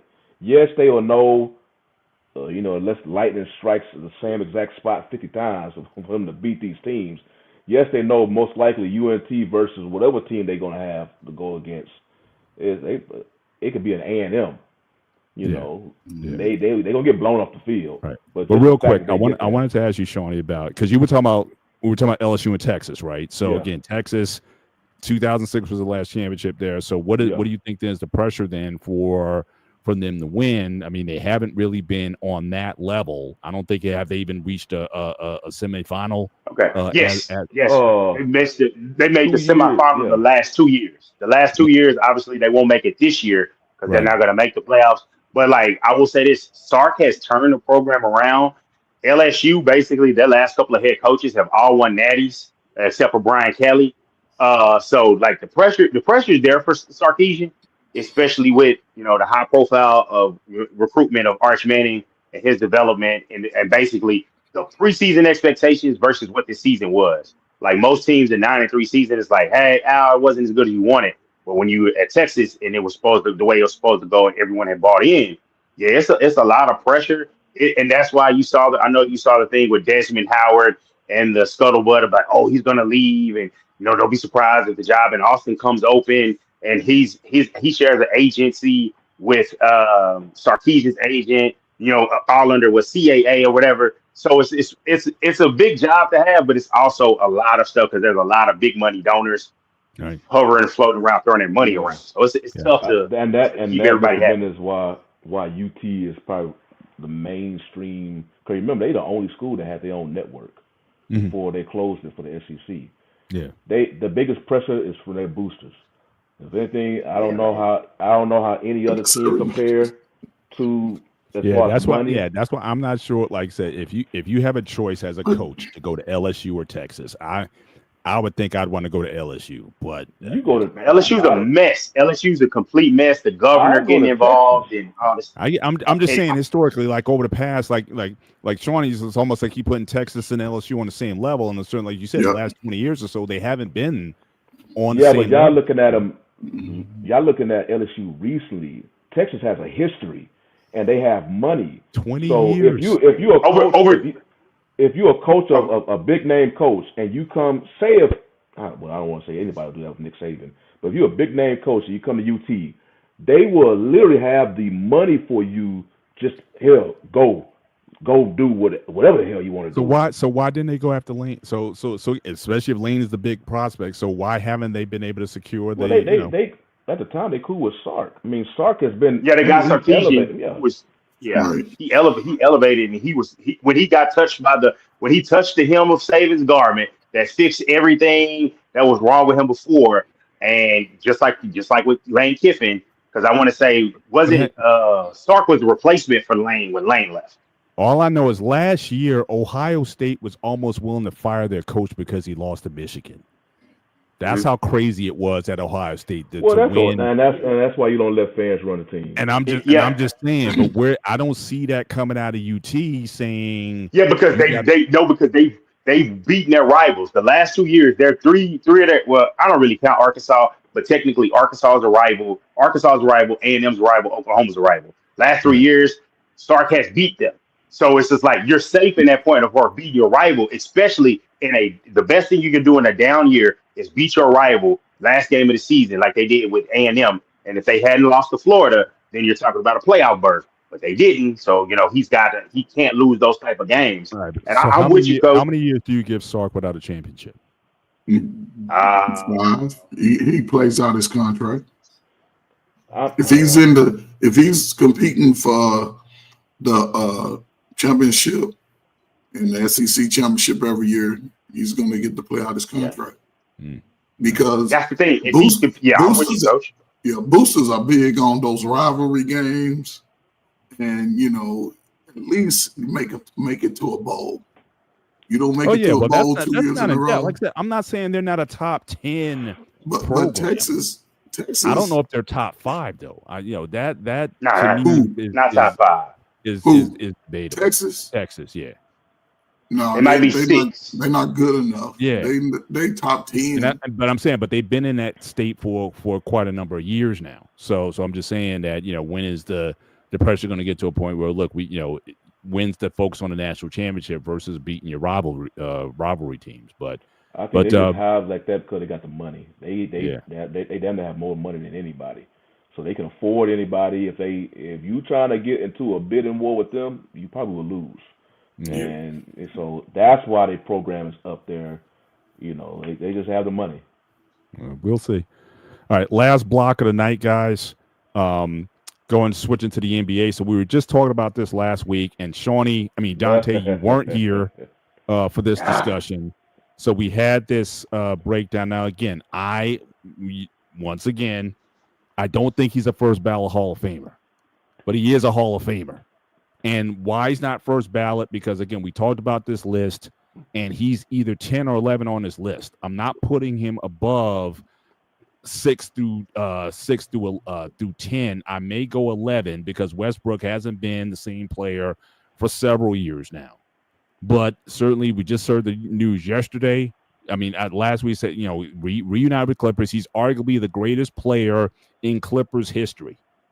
Right? People might want to talk about Griffin or whatever, but again, 7 years with the Clippers in his first run, 6 All-Star appearances in that run. He goes back now. He's not a big-time contributor on his team, But again, they fly into Atlanta a couple nights ago, and basically has a long conversation with the GM, who can be he's a little Napoleon over there, but he Right. basically doesn't leave the team. So he gets released.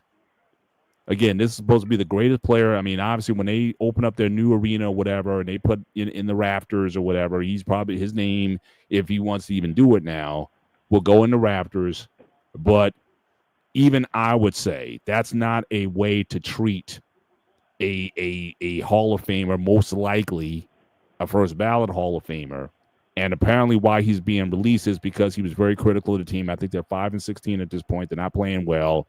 He tried to hold the players, the coaches, and even the front office accountable, and they were like, "You got to go." So it also points to, especially even with players. Players don't care about veteran leadership, nor do they care about a Hall of Fame resume unless you can help the immediate team in their efforts. If you're coming off the bench averaging 3 points, playing 15 minutes a night, they don't care about your accomplishments. They don't care that you were ahead of the Players Association. Again, for a lot of these players, again, that kind of holding players accountable thing, you better be LeBron or better. And so, look, they have to believe that you can win with you rather than not. Otherwise, your voice is going to be shouted at, just be drowned out. And then once he went after the front office, then it was like, nah, he's got to go. So again, Dante, I want to give you the floor to talk about. You say he's your favorite player or favorite point guard of all time. He's my favorite point guard of this era. Yeah. Of this era. So, your thoughts on his career. Do you think this might be it for him, or will another team pick him up again? I think he was averaging like 3 points a game or something like that. So again, like I said, I'm not saying he's putting up, certainly not all-star numbers in this latter years, but just overall, if you want to reflect on his career and the decision by the Clippers, which I think, again, for a guy who announced that he's going out, you can't ride out the season with him.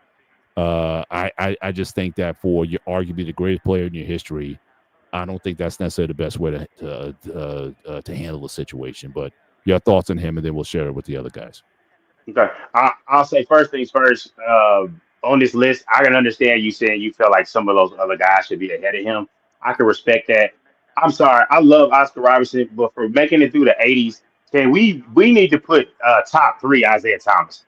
He was, because my thing is, of everybody on that list, being a small guard, point guard, and leading his team to championships in a tough era, had to go through those bird Celtics. So like that guy was Jordan, all of that. So I would just say that's first things first. I don't mind that. What I said, Zeke was bad. Zeke was a bad boy. I mean, Zeke was a top 3. bad. Man, look, he was one of them that your pops tell you about, and I was like, "Man, are you sure he really is nice as you say?" And then I went and saw. I was like, "Oh no!" I said, "Oh, I was, yeah, okay." I was like, "Yeah, you right." He was a baller, but Chris Paul, like I will say this, and they had to talk about him on Mikey Jones' show. Is like, hey, he's efficiency, he was everything, he was all these different things. Sometimes when it came down to it breaking down in the playoffs, he could do the textbook stuff, but sometimes when it broke down, it wasn't always the best. And always being able to go and just get those buckets when you need it as a guy. But I would say efficiency, and my thing is, as a small guard, he's a guy that to me, when you say, "Oh man, he's too small, he can't play defense," Chris Paul did. Chris Paul was all defensive, and that's why I put him a notch up there over some other point guards like a Russell Westbrook, who I love as well in this era. But it's like he over there, he blocked up. Russ does have bad. No MVP. No MVPs. That's the thing about, and then the Russ MVP. That one got political. That's a sharp topic for another day. What I will say is, you want a point guard to raise the floor. Some of the point guards on this list, they definitely got on their team, raise the floor. And Chris Paul was a guy that absolutely did that. Respect to John Stockton, but when what I'm saying, he had the running mate. No matter where you sit Chris Paul, similar to Jason Kidd. I remember when he went to those bad Nets teams in the late 90s, 2000s, took them right to the finals. So that kind of got an impact to get the guys the basketball where they want it. Yes, Chris played in a tough conference, and sometimes he had some bad breaks. He ran up against a legend, and that's why he didn't get a championship. But the Clippers are on an all-time horrible run of decision-making. I'm sorry, Chris. Guys, everybody's not LeBron. Everybody doesn't get that Kobe that send off. He played all 82 games last year and helped develop those guys over there with the Spurs. Maybe you should have just let it go after that point. Sometimes you got to know when to let go. But the Clippers, from the worst and worst from the Paul George trade to the worst and worst of the Kawhi Leonard to now letting him go to the Aspire thing and the funneling money to Kawhi, all time terrible run from a terrible organization. And for all the talk that, hey, they showed up the Lakers and they ran LA, what the hell did they win when they quote unquote ran LA? Because the Lakers actually won a title. But terrible move for them as you're a superstar. Why the hell would you want to go to the other city in LA? I heard that. Shawnee? Yeah, the Clippers when they made the new arena that they're currently in, they were coming up and not in popularity because the Clippers ain't gonna be popular in the Lakers, but just in basketball terms, they was coming up to be able to try to dethrone the Lakers and in LA as being the better basketball team in the city. And this, Lawrence Frank started making the moves to acquire, Leonard. Remember, he was the main one of the main ones responsible for trading Gilgeous Alexander, 4 draft picks for Paul George. So, and this was after the whole Chris Paul era, when it was him, Blake Griffin, that whole squad that I thought had a legit chance of winning the title. Lawrence Frank wasn't a part of that squad. That was the whole Donald Sterling, and then they moved over to the current owner. But he's been there. Paul's been there for some key moments of history for the Clippers, and I think he was really one of the main ones responsible for bringing them up. Because the Clippers, they was a doormat. Sterling at the time, he didn't care about it. He found a way how to make money without even putting a good basketball team on the court, and that's just how he lived. And they was just a doormat. But when they brought Paul over from New Orleans after the whole Lakers trade got shut down, they brought him over, and it just went up from there. And now they're kind of going back down because now the latest signings that Frank has been a part of, it's not really panning out. But I heard with Paul, he and head coach Tyronn Lue, who's well respected around the league, he wasn't on speaking terms with him no more, for a while. I said, you can't really be on non-speaking terms to a head coach and just think they're just going to keep you on the team. Now, I agree, though. They could have, like what they do, because I remember when the Rockets did this with John Wall, when they basically just stay home. They was just trying to have a youth movement, but they just stay home. They was paying them to just stay home. But I think he was already in Houston. They didn't fly him out, They just say, once they came back to Houston and he was home, you just stay there. CP3, like you say, they was in Atlanta. And they just could not wait to come back to LA. This is supposed to be his last year. He wanted to retire as a Clipper. Right. I remember when they brought him in, he had an emotional press conference because the fans was, saying CP3 and all that. And he could have just at least brought the dude back to LA. Then they went up to the front office, worked out the numbers to buy out the rest of his contract. And, hey, it is what it is. And then he could have left. I don't think the really issue is that you release Chris Paul. It's just the way they went about it. Yeah. So. Because they could have waived them. I think the January deadline, January is when the deadline to waive, they could have waited till then. But again, I just think that just got very toxic very fast. And again, for an aging player to try to, challenge guys in meetings and things of that nature. And again, if you're not a major contributor, again, I don't think that respect goes like back in the day. So, Coach, I say this one thing before Coach go. Remember, one of his stops before he came back to LA was OKC, and he did a good job of bringing them up. And I believe at the time they released Paul, Clippers did.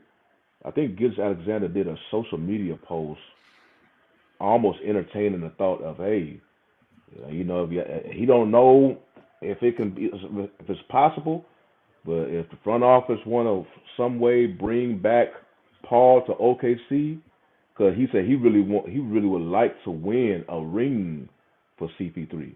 I know CP3 wanted to retire a Clipper, but if it's just made this, you just go his veteran knowledge. Everybody can accept that. He's just CP3 is he's gonna call you out no matter who you are. But his knowledge, everybody respects that, his basketball knowledge.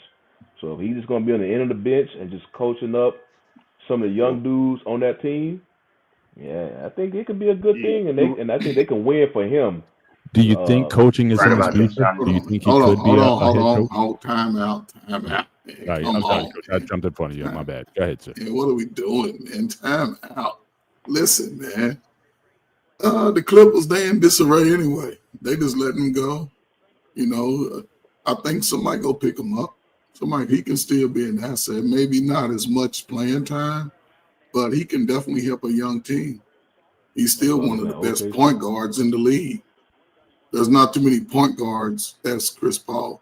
Now his scoring's down. His defense, it's always been suspect.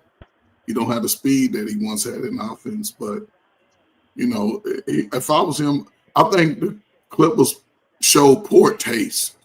That was a white boy, let's be real. They would have let him ride the season out on the bench. They let Haslett ride the bench 5 years in Miami. He should have been out of the league, but they at least gave him the respect to finish the season. And the fact that he wanted to come home, y'all pick him up, and then y'all release him after he makes his announcement. Come on, man. I mean, it's just poor taste to me. It's poor taste. And I don't see the Clippers really rebounding from this. I really don't.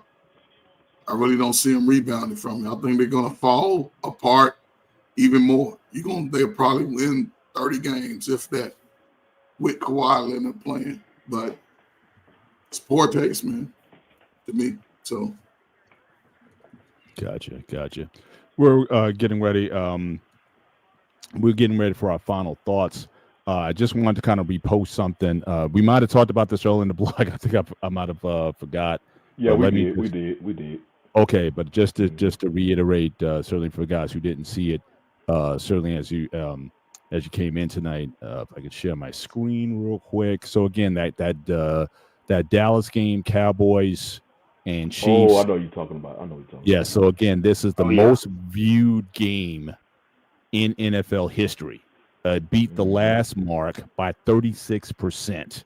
So peak viewership at 61.3 million viewers. So again, obviously you got one of the greats in the game. It's Thanksgiving, so all those dominoes came to play. So for everyone talking about network television, is it kind of going away or whatever? No, people still tune in, whether it be on Netflix or some other streaming platform or whatnot. But certainly for the networks to have this kind of number, you don't get this until kind of Super Bowl type of numbers. So again, just just wanted to acknowledge that that showing, and certainly, like I said, they broke records there. But again, we're getting ready for final thoughts. I'll certainly lead this off. And Dante, if you're still there, I want you to come back because I did want you to comment on again. Not a legendary player, but we talk about health and we talk about just longevity in this world. And unfortunately, we lost a guy. Wasn't a superstar, but certainly a notable name in NBA history. Eldon Campbell, former Laker, 57 years old. Again, just another event where we're losing brothers in our 50s. We don't know the cause of death or whatever, but this was certainly a sudden thing. So I don't know if Dante, since he played for the world, I don't know if he's at this point like a role player for the Lakers, but any comments that you may have on Eldon when he was on the Lakers, I'll turn to you if you have any other thing to say about it.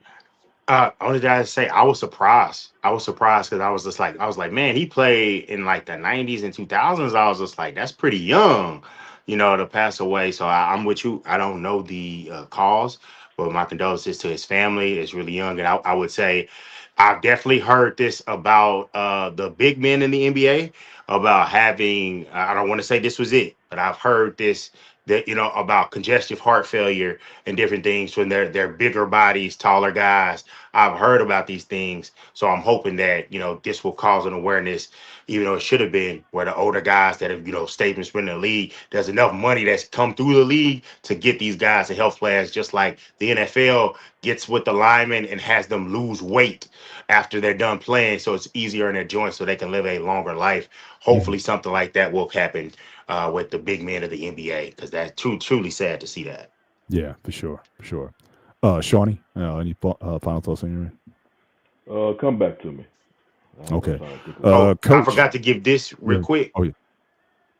SWAC championship game on Saturday. We're playing against Jackson State. It's gonna be an uphill battle. They're ranked in the FCS. Tough battle, but I think we're coming out with the dub. Let's go PVU.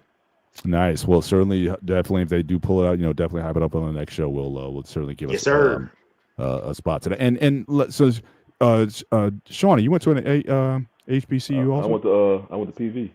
All right. So listen, guys. If you guys at any time, if you guys want to have a block to illustrate or highlight HBCU football or anything that's going on of hype or whatever, feel free to certainly bring it up as a segment. We'll do. Absolutely. But Coach, you want to give your final thoughts? Mute, sir. Just go thank Dante. My wife graduated from Jackson State, so I know she swagged down to the T. Just real quick, man. My high school alma mater made it to the Final Four this past weekend. They lost in the Final Four. They had, they went out to the county, but first 10-2 season shoots ever. But they doing some big things over there, man. So salute to them, man. And listen, man, this is football, man. This is football. Didn't nobody have nothing to do on Thanksgiving when nobody traveling? Everybody was, scared of the economy. But just real quick on health, man. Listen, man. The fact that, again, man, I'm in my 50s, brother been in his 50s, man, and we losing brothers, man, relatively young ages to me, man. Man, y'all make sure y'all get checked out, man. Make sure y'all check on your buddies, man, who may be down in a rut. Make sure that their mental state is just as active as everything else, man, that they can talk about some of those things and give them real solutions too. Try to give them a real solution, man. And if you don't know that, also say, man, listen, I don't know. Let's find out together, because, the fact that, other stressors and our health, man, we got to be serious about it, especially in 2025 going into 2026. We all got responsibilities, man, and I'd rather see y'all Shawnee, you right there, you pepper spray beard. Dante, you still got that little boy beard and things like that, but I want to see y'all old and ugly like me too. That means y'all still living and y'all got, what I'm saying, you got a purpose, man. So yeah, man, salute to y'all brothers, man. All you brothers in the chat, so many of y'all today, man. All y'all go to the doctor before the end of the year and tell them check your blood, your urine, everything, man, because we all need to be here, man. So salute to y'all, man. That's what's up. Shawnee, your last word. Yeah, we were talking about PV and HBCUs. It's not really sport related, but just wanted to shout out Dante. I'm pretty sure he probably knows, familiar with it. I just want to give a shout out to Jeff Bezos, his ex-wife, Miss Mackenzie Scott. So we had COVID, and I don't know if y'all remember during the beginning of COVID, she made these donations to several HBCUs. Yeah. And at the time, I think Prairie View, she, for whatever reason, I don't really know why, Preview got the biggest donation amount from her. At the time, $50 million. And this was in 2021, maybe 22, somewhere around there. Fast forward to this past summer or early fall or whatnot, and hit on Miss Scott's heart again to send a donation to Prairie View amongst some 63 million. was it 63 or 65? It might have been 65. I'm not sure, but I we believe appreciate so. it. Basically, within a 5-year period, she donated between 113 and 115 million to PV alone.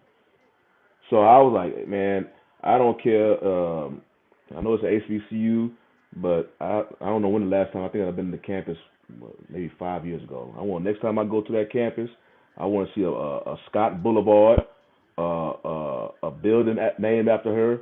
And hell, we don't really have statues up there on the campus. We have these plaques. We have Yeah. plaques all throughout this campus. Hell, build her a plaque too. So, because I don't, these like the 50 million was the largest donation that the school has ever received. Then she topped it off. So let me give you an extra 15 million. Now she got to 65. I was like, man, I don't know why her reasoning is for this. Because like she's been doing it to other HBCUs as well. But hey, we are definitely from alumni from that school, man. We are definitely appreciative and thankful that she's doing it. It's definitely helping out the current students. I believe PV's been using for scholarships and upgrading residential halls. It's just pure, just around the campus, educational. You know, they try to use this money wisely. And the fact that she gave 50 million plus twice to the school, oh yeah, big shout out to her. Well, to Big me, props. for me, that's the biggest takeaway. Like you said, the school's using it wisely because unfortunately, in the last few years, you've had a lot of these HBCUs, money scandals and whatnot, and money just disappearing, going to certain people. So the fact that they're putting the school first, that to me is as big as the contribution itself. It's not so much how much you have, it's what you do with what you have. And the fact that they're using it wisely, shout out to the administration at HBCU, at Prairie View, that they got some good leadership, which all these HBCUs need, because I didn't like hearing a lot of these stories over the past 5-10 years of schools, just, dorms got mold in them and just all kinds of things going on. So finally we got getting the right people in these places so that these HBCUs can, be attractive places, because especially with affirmative action, we're not going, and these schools are going to be more important than ever. So we need to make these places attractive. I don't know if y'all ever been to a Preview campus, but it's a beautiful campus. It's a beautiful campus. For sure.